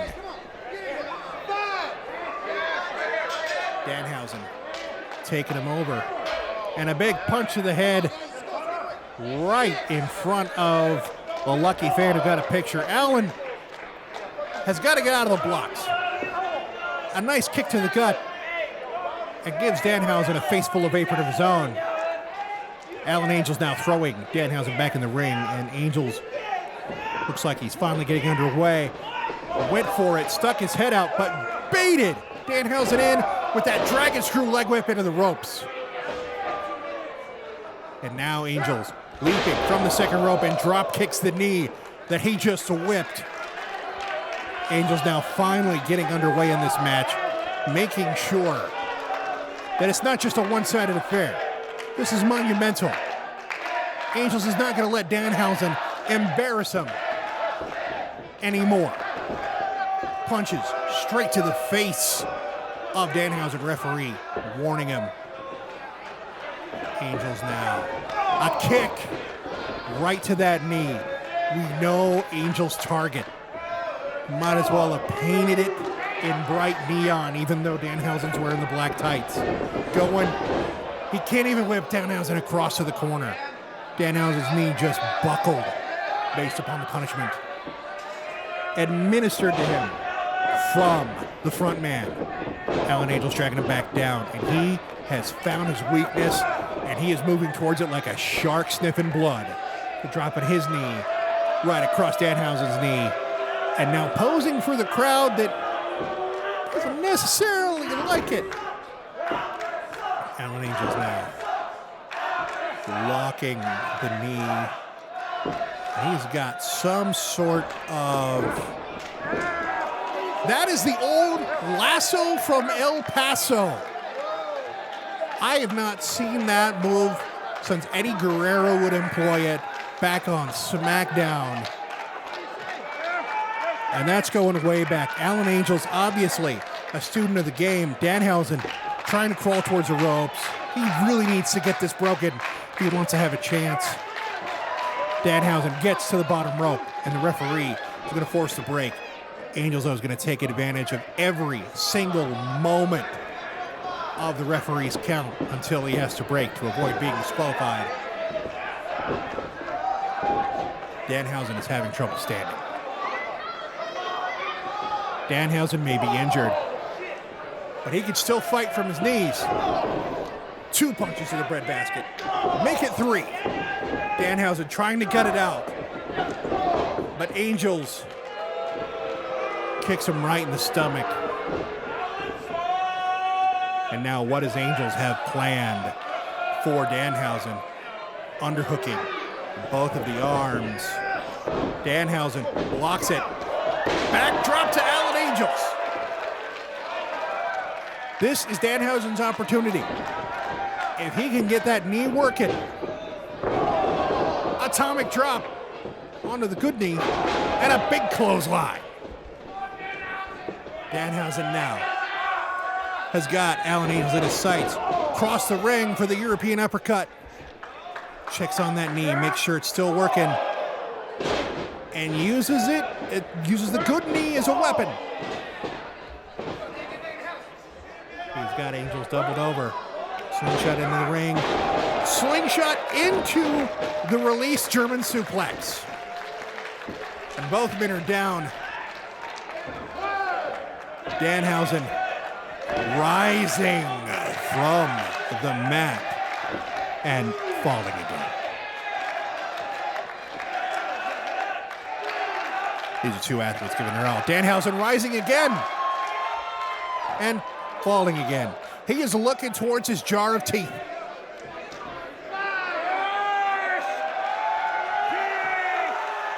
The teeth are calling out to him.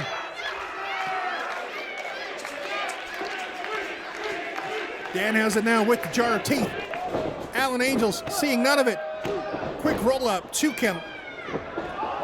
Pump kick from Danhausen. Referee counts 1, and Alan Angels out at 2.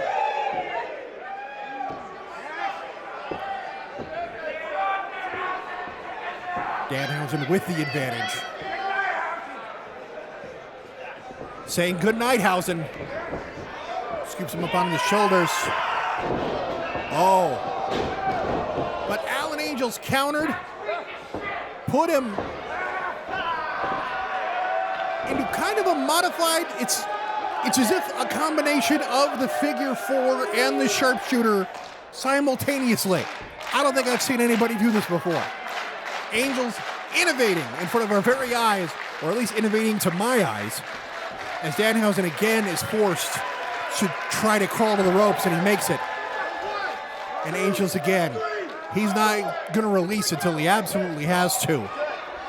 Cranking as hard as he can on that hold. And Danhausen's hurt. And Angels is ready to take full advantage. He's saying this is the end. Going for a figure 4, spinning toe hold, small package for 2. Angels now rolled up. Danhausen gets 2 count. Angels up. Ducks the clothesline, going for the backslide. Angels is fighting it. Angels trying to get a backslide of his own. Angels getting the arms repositioned properly. Kicks that bad knee. Backslide from Alan Angels. Danhausen rolls out. Angels with a big swinging kick. Got the count. Referee counts 2. Danhausen with the shoulder up. That was a big kick. Straight into the very nice, very evil face of Danhausen. And Alan Angels is smiling. He is smelling opportunity.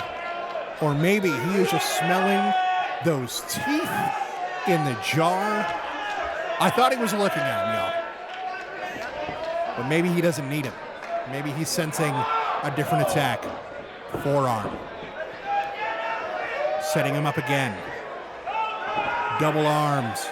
Danhausen coming to life. He does not want Angels to do what he's about to do. Danhausen scooping him up, but the knee gives way.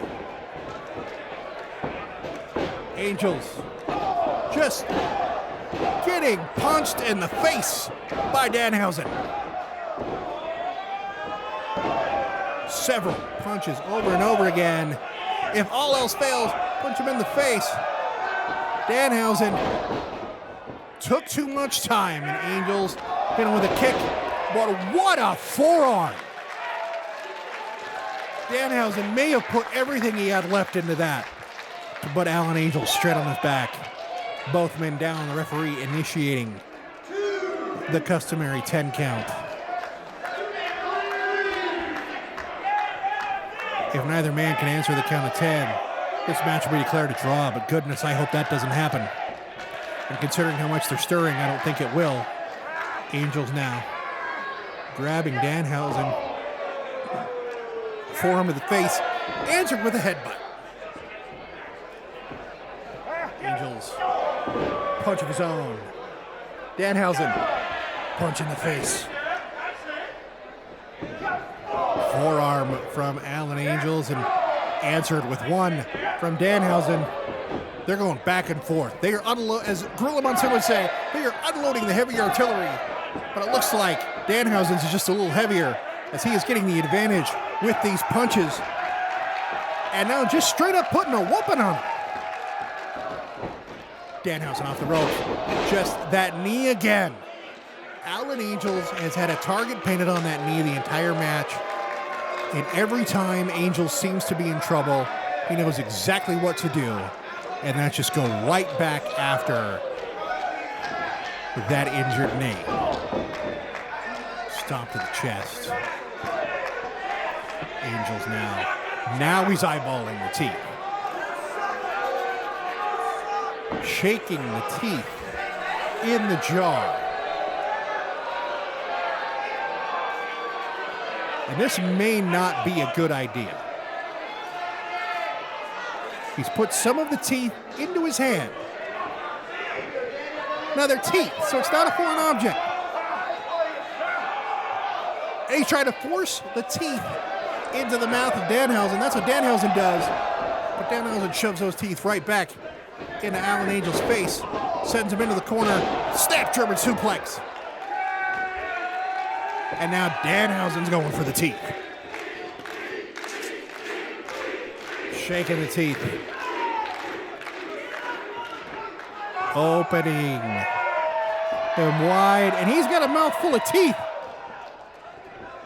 And this, good Danhausen with a mouthful of teeth. Referee counts 1, 2, 3. Danhausen picks up the win.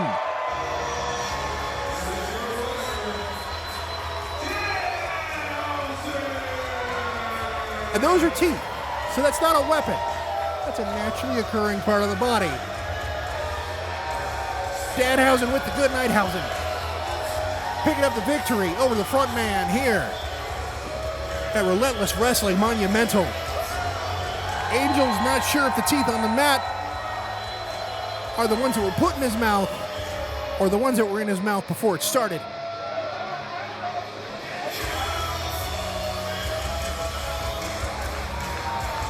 Danhausen walking away victorious. Almost limping away victorious. But in a way that's almost better.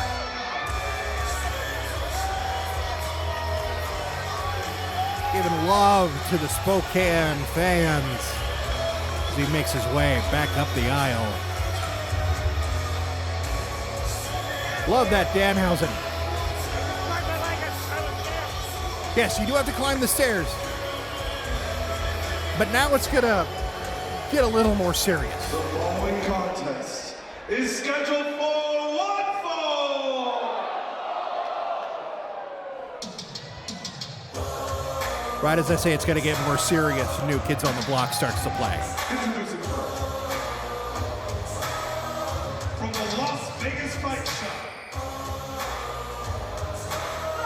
weighing in at 206.9 pounds, the star of the Ultimate Fighter, four-time UFC Performance of the Night winner,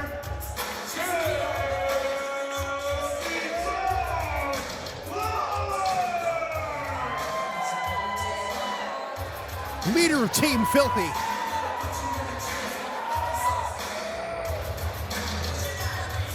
Definitely giving love to the Spokane crowd, as only Filthy Tom can. I cannot think of anybody else in the entire world who could come up to the ring to a New Kids on the Block song, and you look at him and still think, I don't want to fight this guy.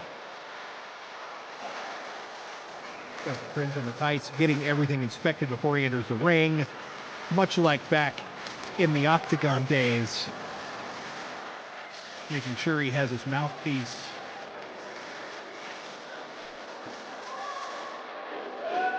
And Filthy Tom's ready to fight. And he is going to have a fight tonight. And his opponent,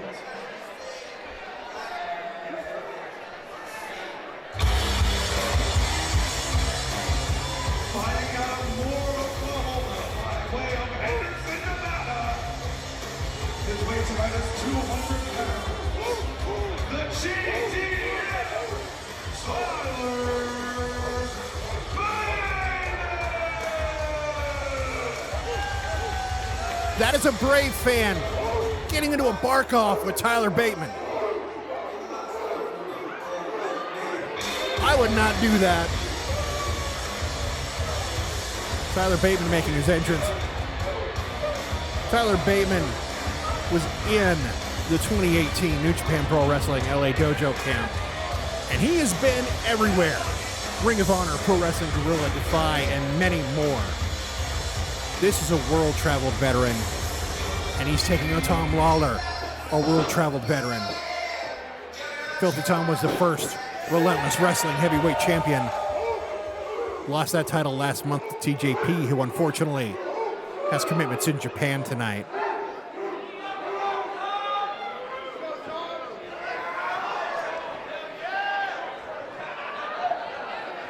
Filthy versus Tyler. This is going to be hard-hitting, and this is going to be fun.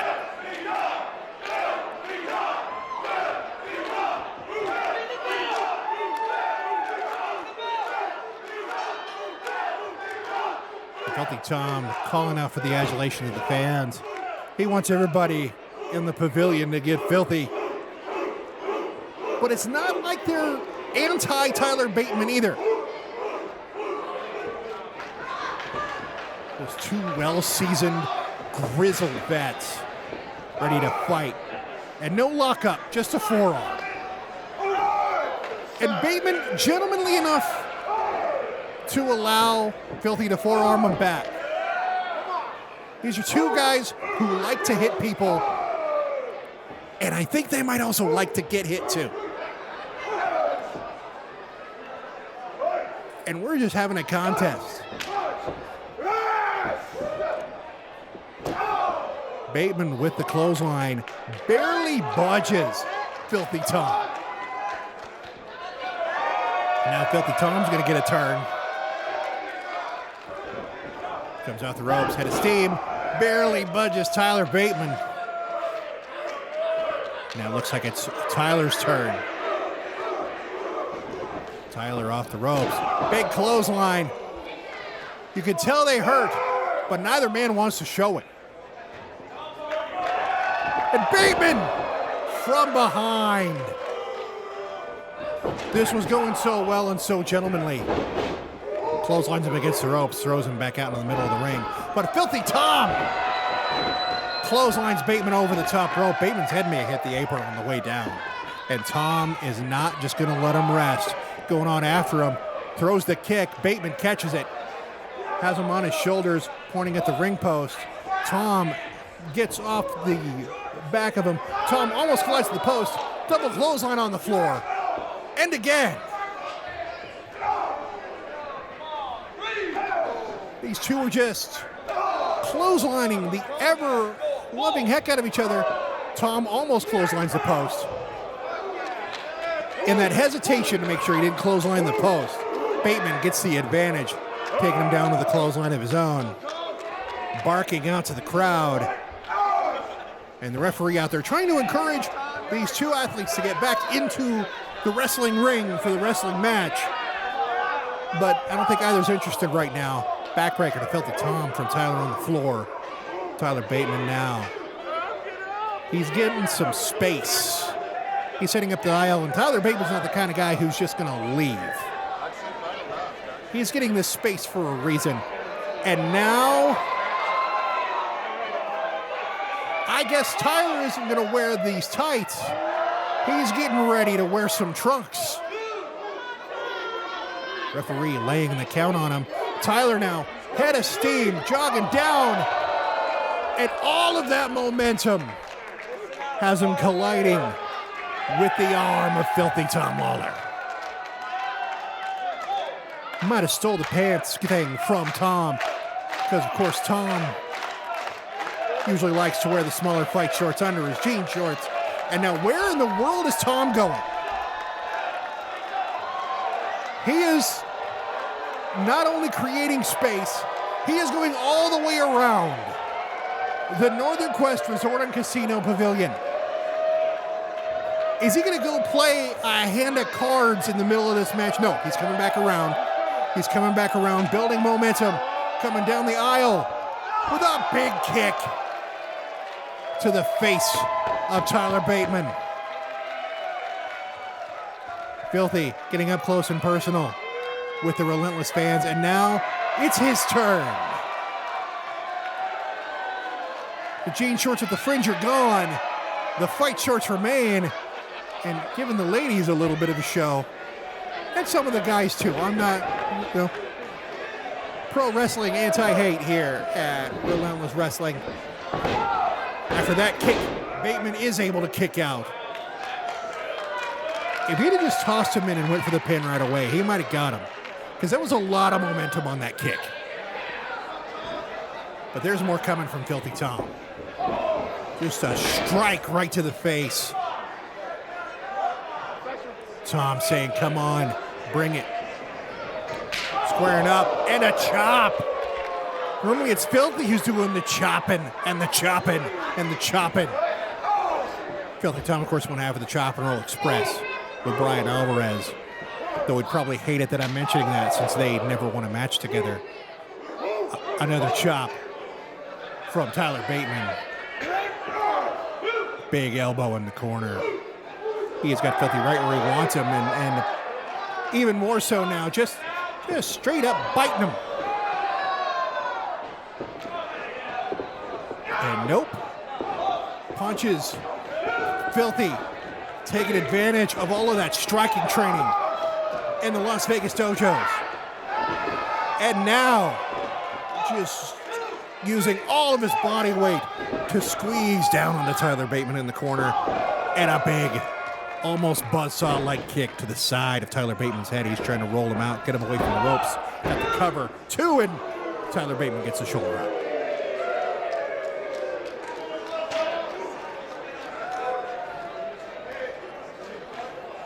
Filthy still with the advantage. Getting Tyler Bateman up to his feet. And now, Filthy's chopping. And getting the crowd on the side, getting ready to build even some more of that momentum. He's going across the ring, corner to corner. Bateman moves. Filthy gets a face full of turnbuckle and gets a turnbuckle kicked back to his face. Filthy's face, turnbuckle. Turnbuckle, Filthy's face. And now Bateman with the cover. 2 count. Filthy gets out of it.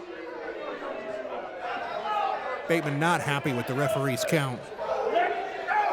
And he's got to punish Filthy Tom for it.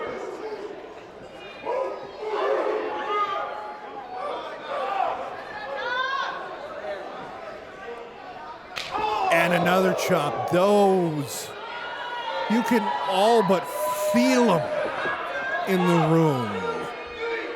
The cascading collision of hand and chest.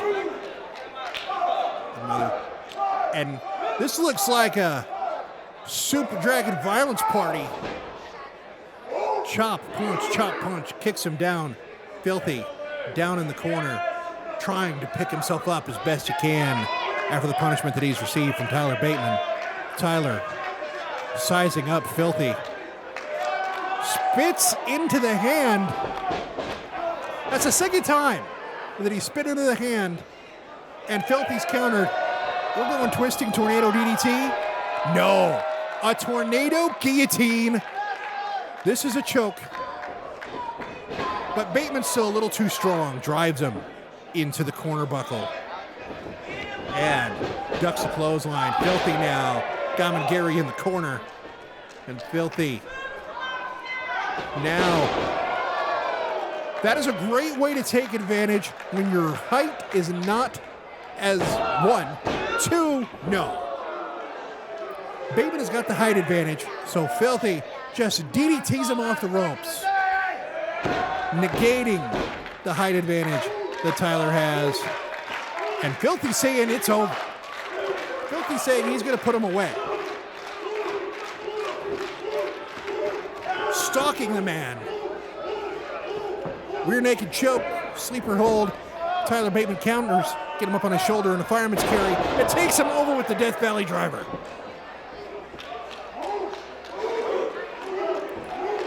I wonder if Bateman is barking just as sort of echolocation so he knows where he is in the ring. He is a veteran long enough that I'm certain he could do that. Referee putting the 10 count on both gentlemen, both fighters. Bateman to his feet first. And just a hip attack to the side of the former Relentless Wrestling champion's face. Forearm and another one. And we're almost right back where we began. A chop. Bateman is just teeing off on Filthy. That's about 7, 8, 9. That's 9 unanswered shots, but they just sort of energized the Filthy one. Haymaker punch to the face. And now, is this a heart punch? Filthy Tom with the Ox Baker heart punch.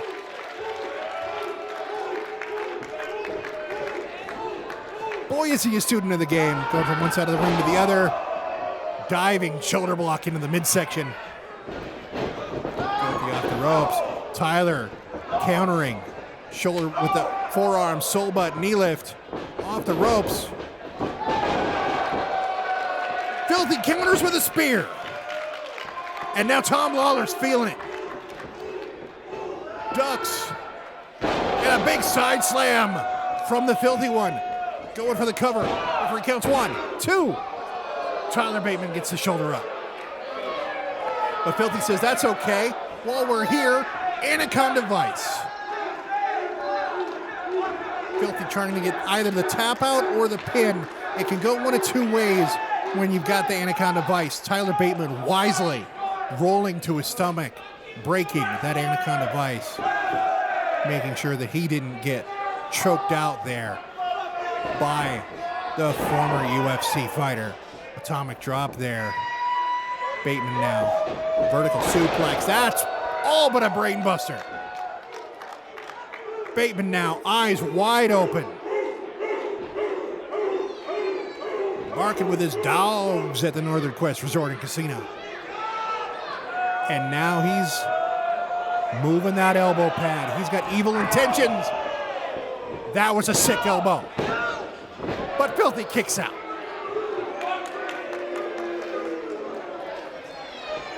Bateman pointing at the top rope. Bateman saying it's going to take something more.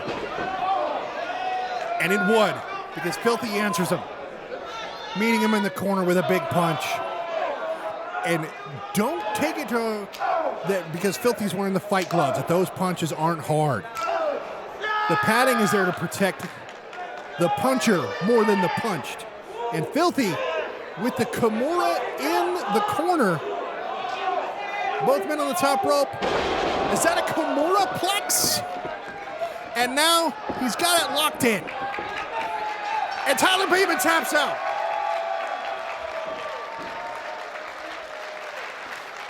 Filthy Tom. And the winner of the match, Filthy Tom Lawlor. You know he wants that Relentless Heavyweight Championship back that he lost last month to TJP. He is a leader of Team Filthy. Your first Relentless Wrestling Heavyweight Champion, the first New Japan Strong Openweight Champion, and victorious tonight here at Monumental over Tyler Bateman. And righteously celebrating this victory. And it looks like we're going to hear from Filthy Tom. Fans of Relentless Wrestling. Unfortunately, I will not be able to make the event on March 30th because the Relentless Heavyweight Championship is now on tour in New Japan Pro Wrestling. Here we are, final night of the New Japan Cup. The United Empire picked up yet another win. So Tom, good luck with your match on March 30th. We have to do this again sometime. You tell me. You tell me when you want this. Me on song.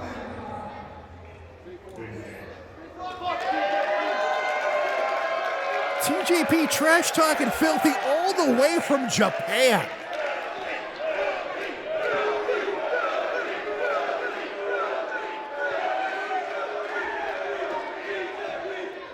Filthy's got a response.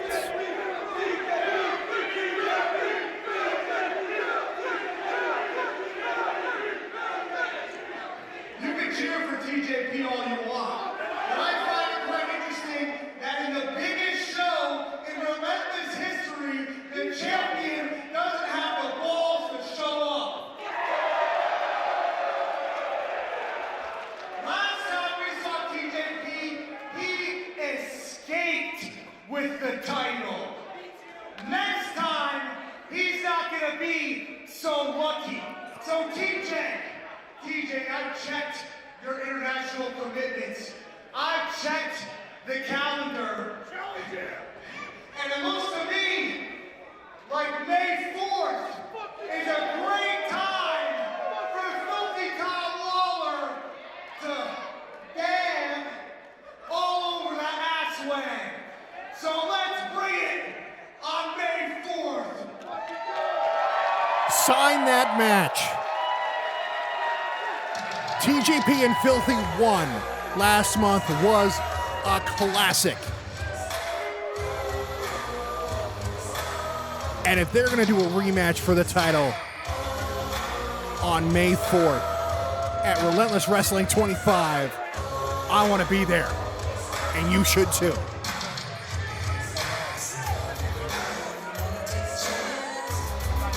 Tom Lawlor victorious tonight on the quest to get his title back. But it's main event time, folks.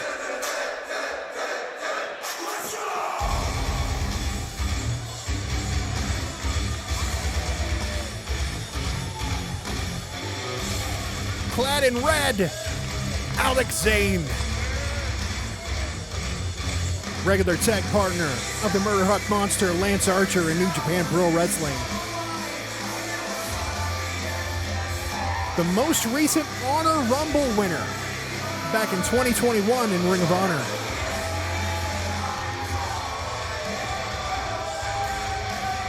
Zayne is ready for the main event spotlight, and the Sauce posing with a lucky fan in the front row.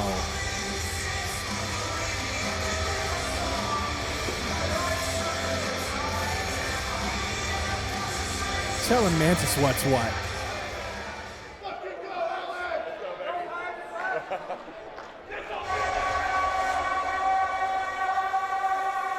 But his opponent's on a world tour.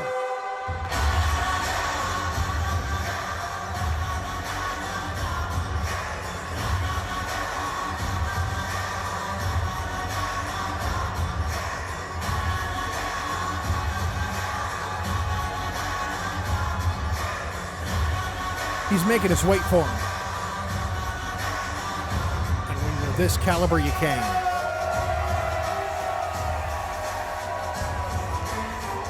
Former leader of Retribution.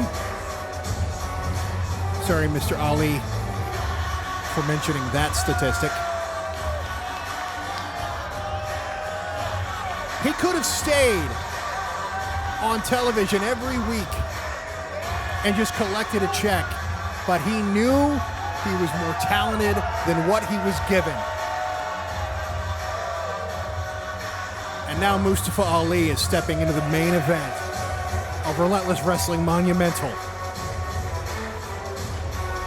with the TNA Wrestling X Division Championship around his waist.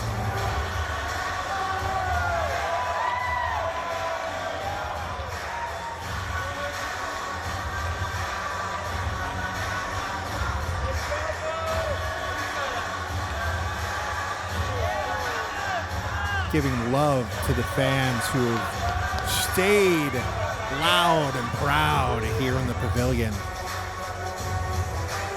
Same for that little girl. Got a selfie with the main event. Both sides.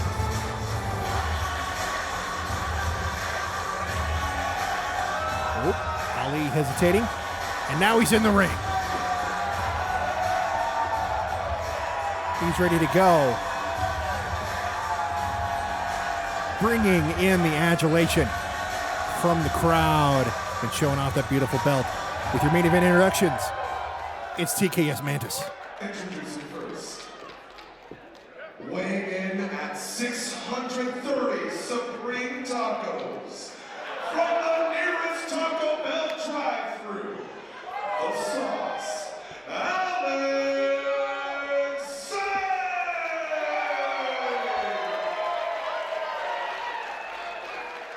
Finally, a wrestler who likes Taco Bell as much as I do. And his opponent, making his stop in Spokane, Washington on his World Tour campaign,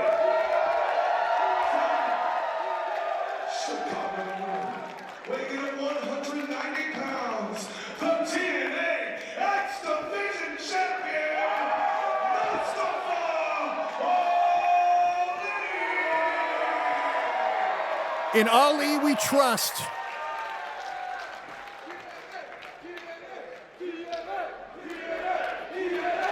And a TNA chant.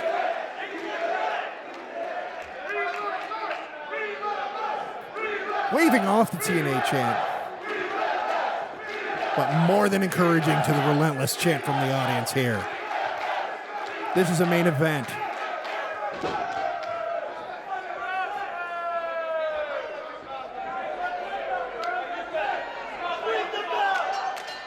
The bell rings and we're underway. One final match of the night, and what a final match it is. Ali is excited. And Zayne is excited, but he's picking his spots.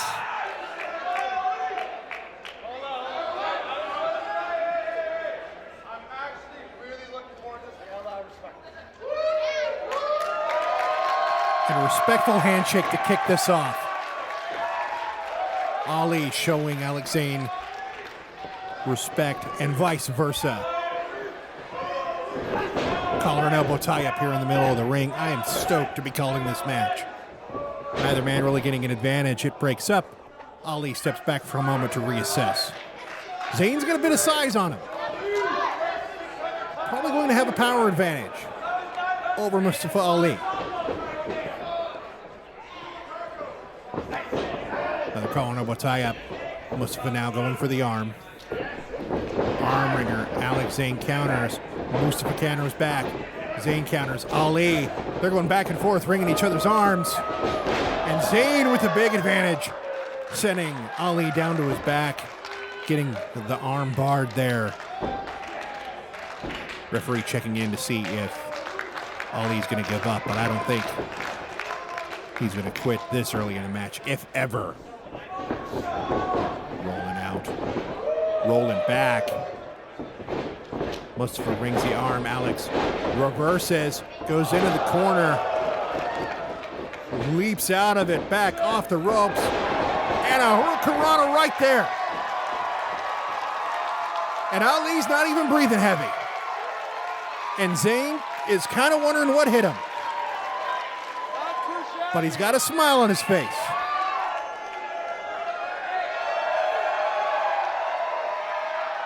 You can tell the Sauce is enjoying the competition. And Ali very happy with how the match is going so far. Both men now squaring off. Looks like we may get a test of strength. I don't know if this is wise from Ali.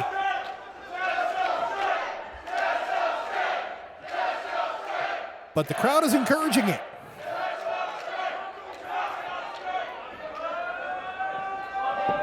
Looks like they're going to link in a good old-fashioned Greco-Roman knuckle lock here.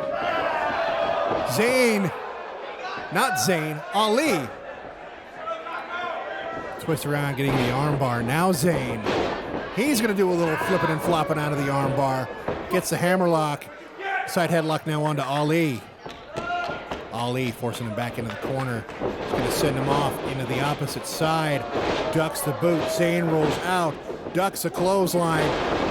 And just goes around him with an arm drag. And another Ricky Steamboat-like arm drag.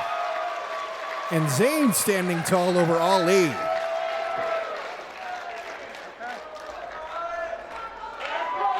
That was an arm drag supreme, you could say. From the man from your local Taco Bell drive-thru.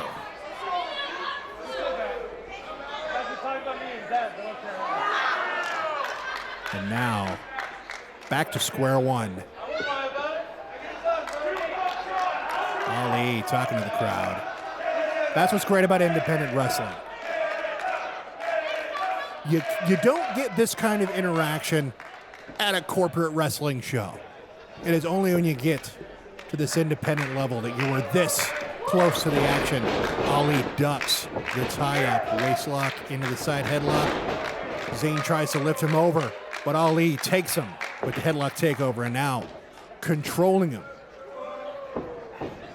Zayne, though, powering back up Ali backed into the ropes. Does not allow himself to be flinged off. Zayne with the side headlock. Ali back in now. Close him up. Big shoulder block from Alex Zayne. Alex Zayne now crisscross. Ali with the leapfrog. Zayne dives through with the cartwheel. And just letting him know he's matching him move for move. Sidesteps him. Shoulder block taking Zayne down. Ali off of the ropes. And now it's Zayne with the leapfrog. But Ali takes advantage and almost steals it with the roll up. Zayne now 2. And Ali just bridges out. Took too much time to celebrate. Zayne gets a 2 count on the roll up. Ducks a clothesline. Alex Zayne throws a clothesline. It's ducked. Double drop kick. Neither man got the advantage. And we're back into Stalemate City. These two are just countering each other left and right, front and center. No clear advantage for Mustafa Ali or for Alex Zayne. The crowd chanting for both of these guys. I couldn't agree more.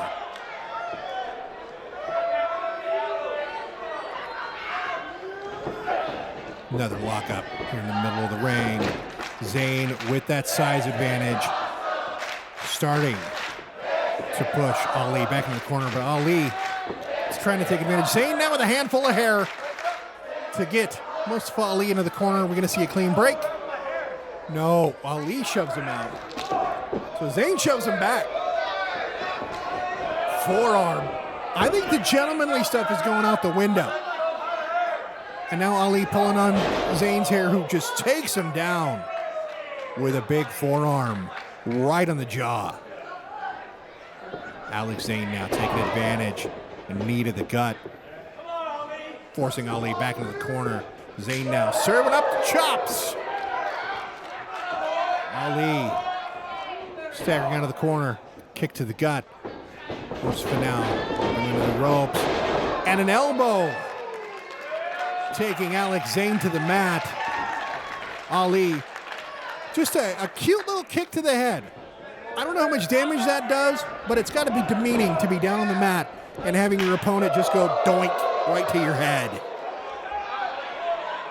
Ali now sending Zayne into the opposite corner. Zayne with the backdrop, Ali landing on the apron. Forearm to the head. Ali now going to the top rope, and Zayne, nothing fancy about that. Just shoves him as he's in the air, and Ali lands, hitting the apron on the way down. And now, Alex Zayne with the clear advantage. And shoves Ali into that metal barrier. That slight separation between the athletes and the fans here in the pavilion. Big chop, and now Zayne stalking him. Knee to the gut of Mustafa Ali.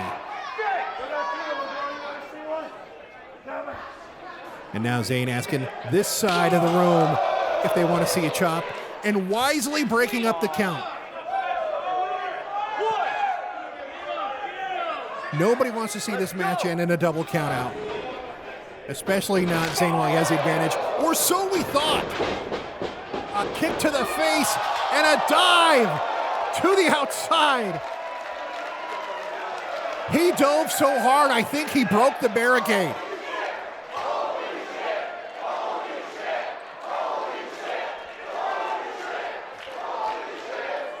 Mustafa Ali into Alex Zayne.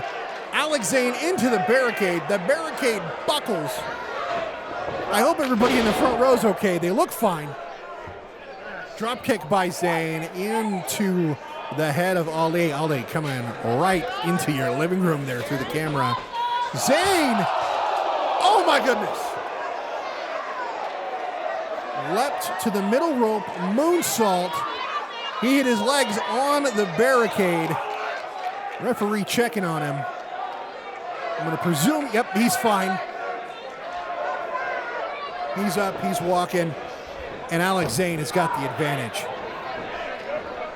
Front face lock now, going for the big vertical suplex. Ali says no, then Zayne says no, and snaps him over.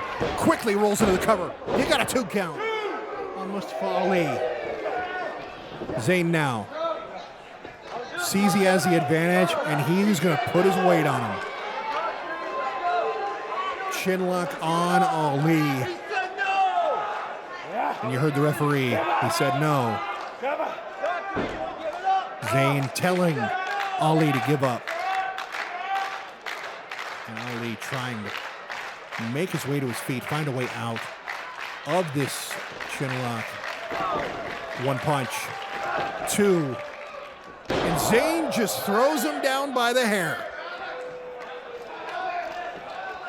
Alex Zayne is not messing around with this gentlemanly respect. All he's thinking about now is seeing a victory at Relentless Wrestling's biggest show.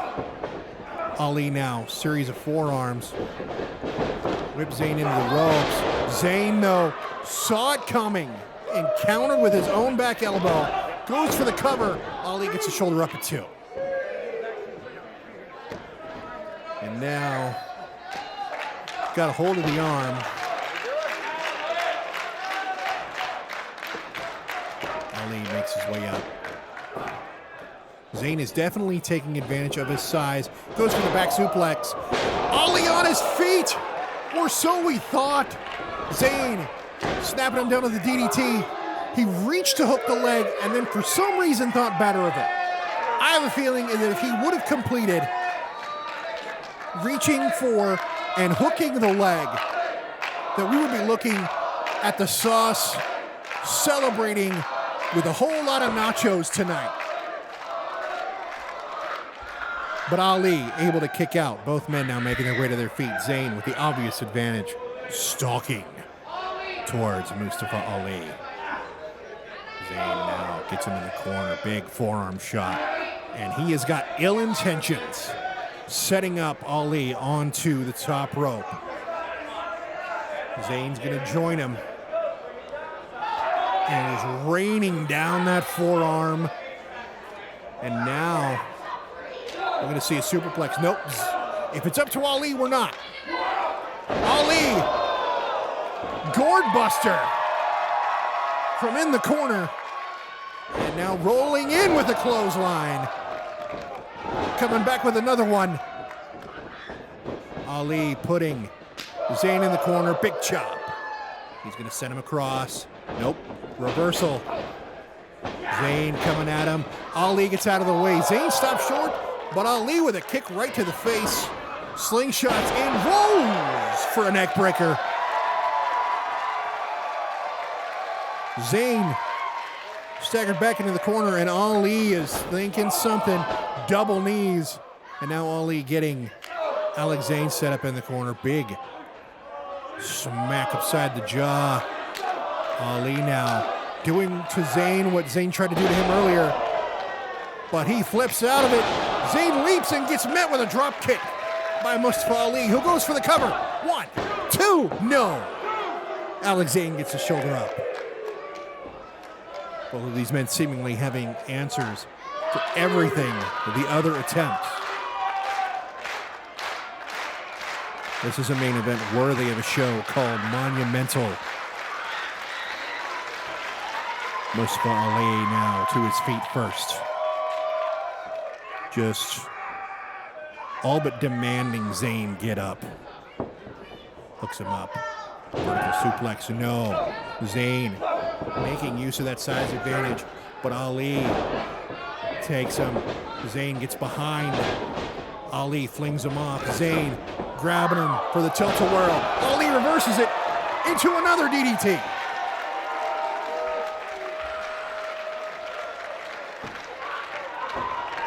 Ali now pointing towards the ropes. He's saying it's over. And it may very well be.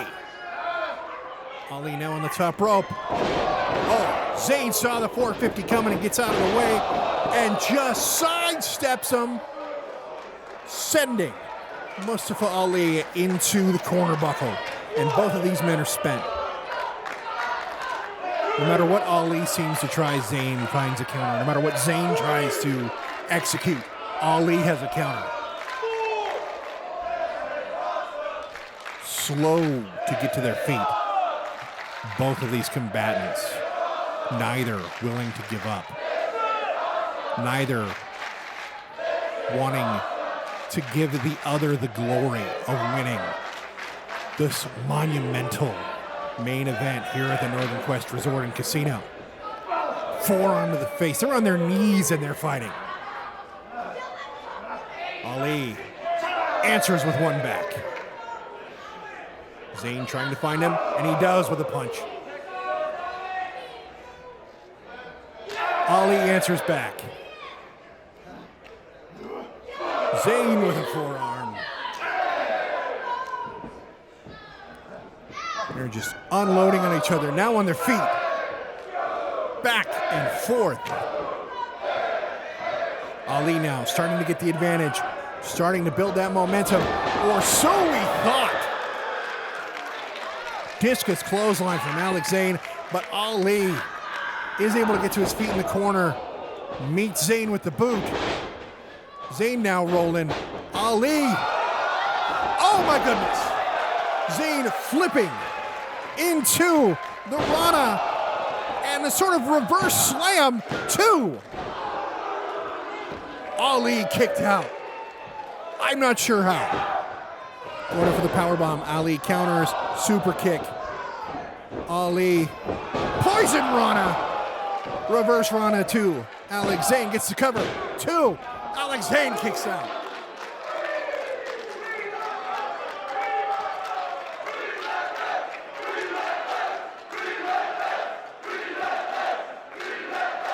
The crowd letting these fighters hear it.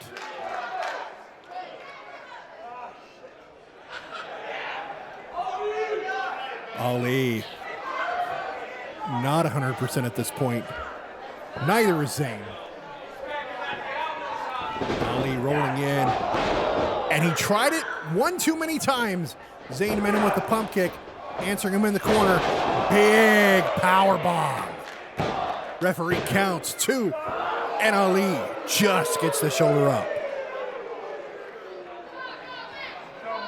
Zayne put some fire sauce on that power bomb. And he's not done. Zayne now setting Ali up in the corner, getting him prepped. Big chop. Overhand to the chest of Ali. Zayne now makes the climb. He's up on the second rope. He's signaling for it to be the end. Ali has other ideas. Now a forearm battle on the ropes. Ali getting the best of it with some headbutts. And now he's got Zayne kind of trapped. Sunset powerbomb. And Ali pulls himself up. This could be it. Ali standing. 450 splash.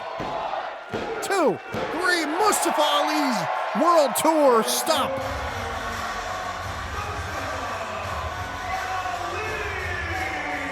His stop in Spokane is successful. Mustafa Ali victorious in the main event of Relentless Wrestling's Monumental. And that was a main event, my friends.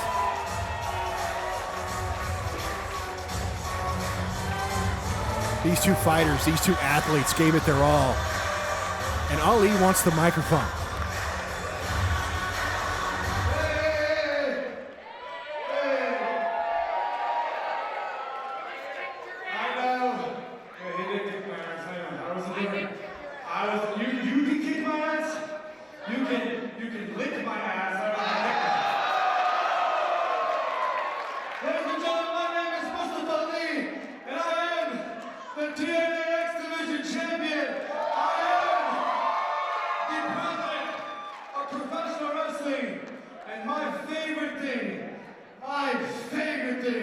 About my world tour and coming to towns like Spokane to perform is I get to prove something right.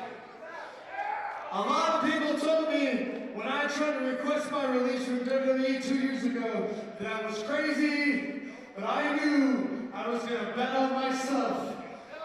2 years ago, something else crazy happened. I had a chance to tell the young man in the ring exactly how I feel about him. Now you all saw us beat the shit out of each other, but what you don't know is there was a great mutual respect. When this man was released, I told the powers that be that they fucked up.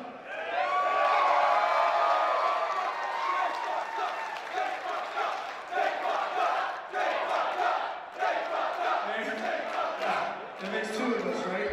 Anyways, no, don't worry about, I didn't say this. I don't want to turn this into a fuck them. I want to turn this into a show them. Show them. Show them why this man is the future of professional wrestling. Show them there's a reason why a guy like you goes on tours in Japan. There's a reason a guy like you almost beat me. And there's a reason why before we even locked up, I have never done this in my career, but just the goddamn truth. I told you I respect you. And now you are the first man that I have ever done that with before competing. So ladies and gentlemen, as much as I would like to take this ring and have you guys chant Relentless and Ali and in all of you trust, instead, what I would like to do, if it's all right with you, is bestow the greatest honor that one professional wrestler can do for another, and that's give Zayne the ring. That's a classy move.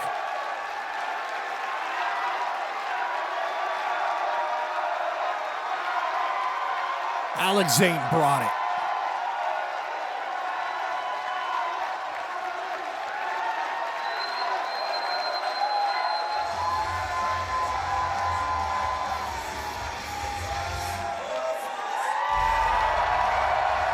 He's in pain. Today was not Zayne's day, but Zayne's day is going to come soon.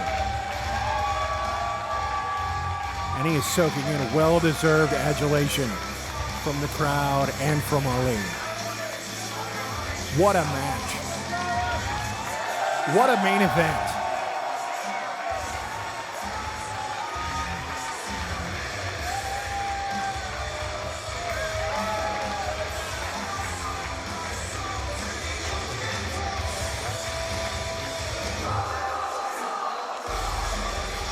Getting up close and personal with all of the Relentless Wrestling fans. Taking his well-deserved victory lap around the ring. Talking to everybody here in the Northern Quest Resorting Casino Pavilion. All of the Relentless Wrestling fans.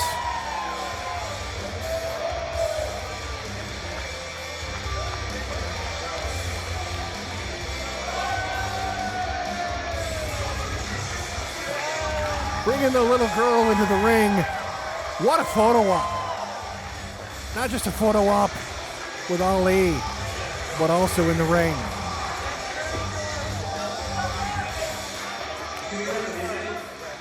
One last thing before everybody goes. I didn't mean to. Give it up for Mustafa Ali, ladies and gentlemen.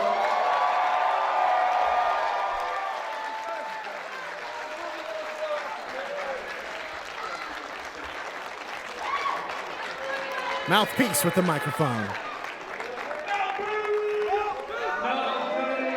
Relentless.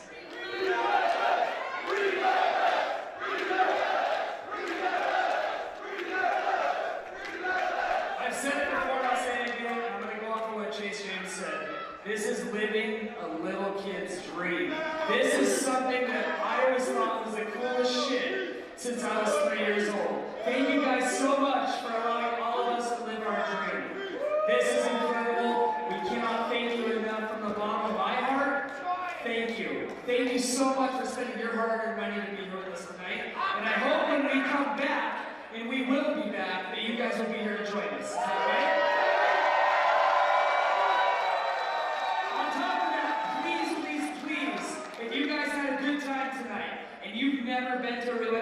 everyone, tell your friends, tell your family, because we will see you all on May 4th at Players and Spectators. One last time, I would also like to thank the Kalispell Tribe of Indians and Northern Quest for hosting this event. We also a huge thank you to everyone back there at the production team. You guys killed it tonight, so thank you so much.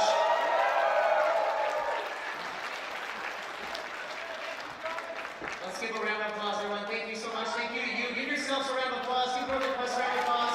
We cannot wait for that here this year.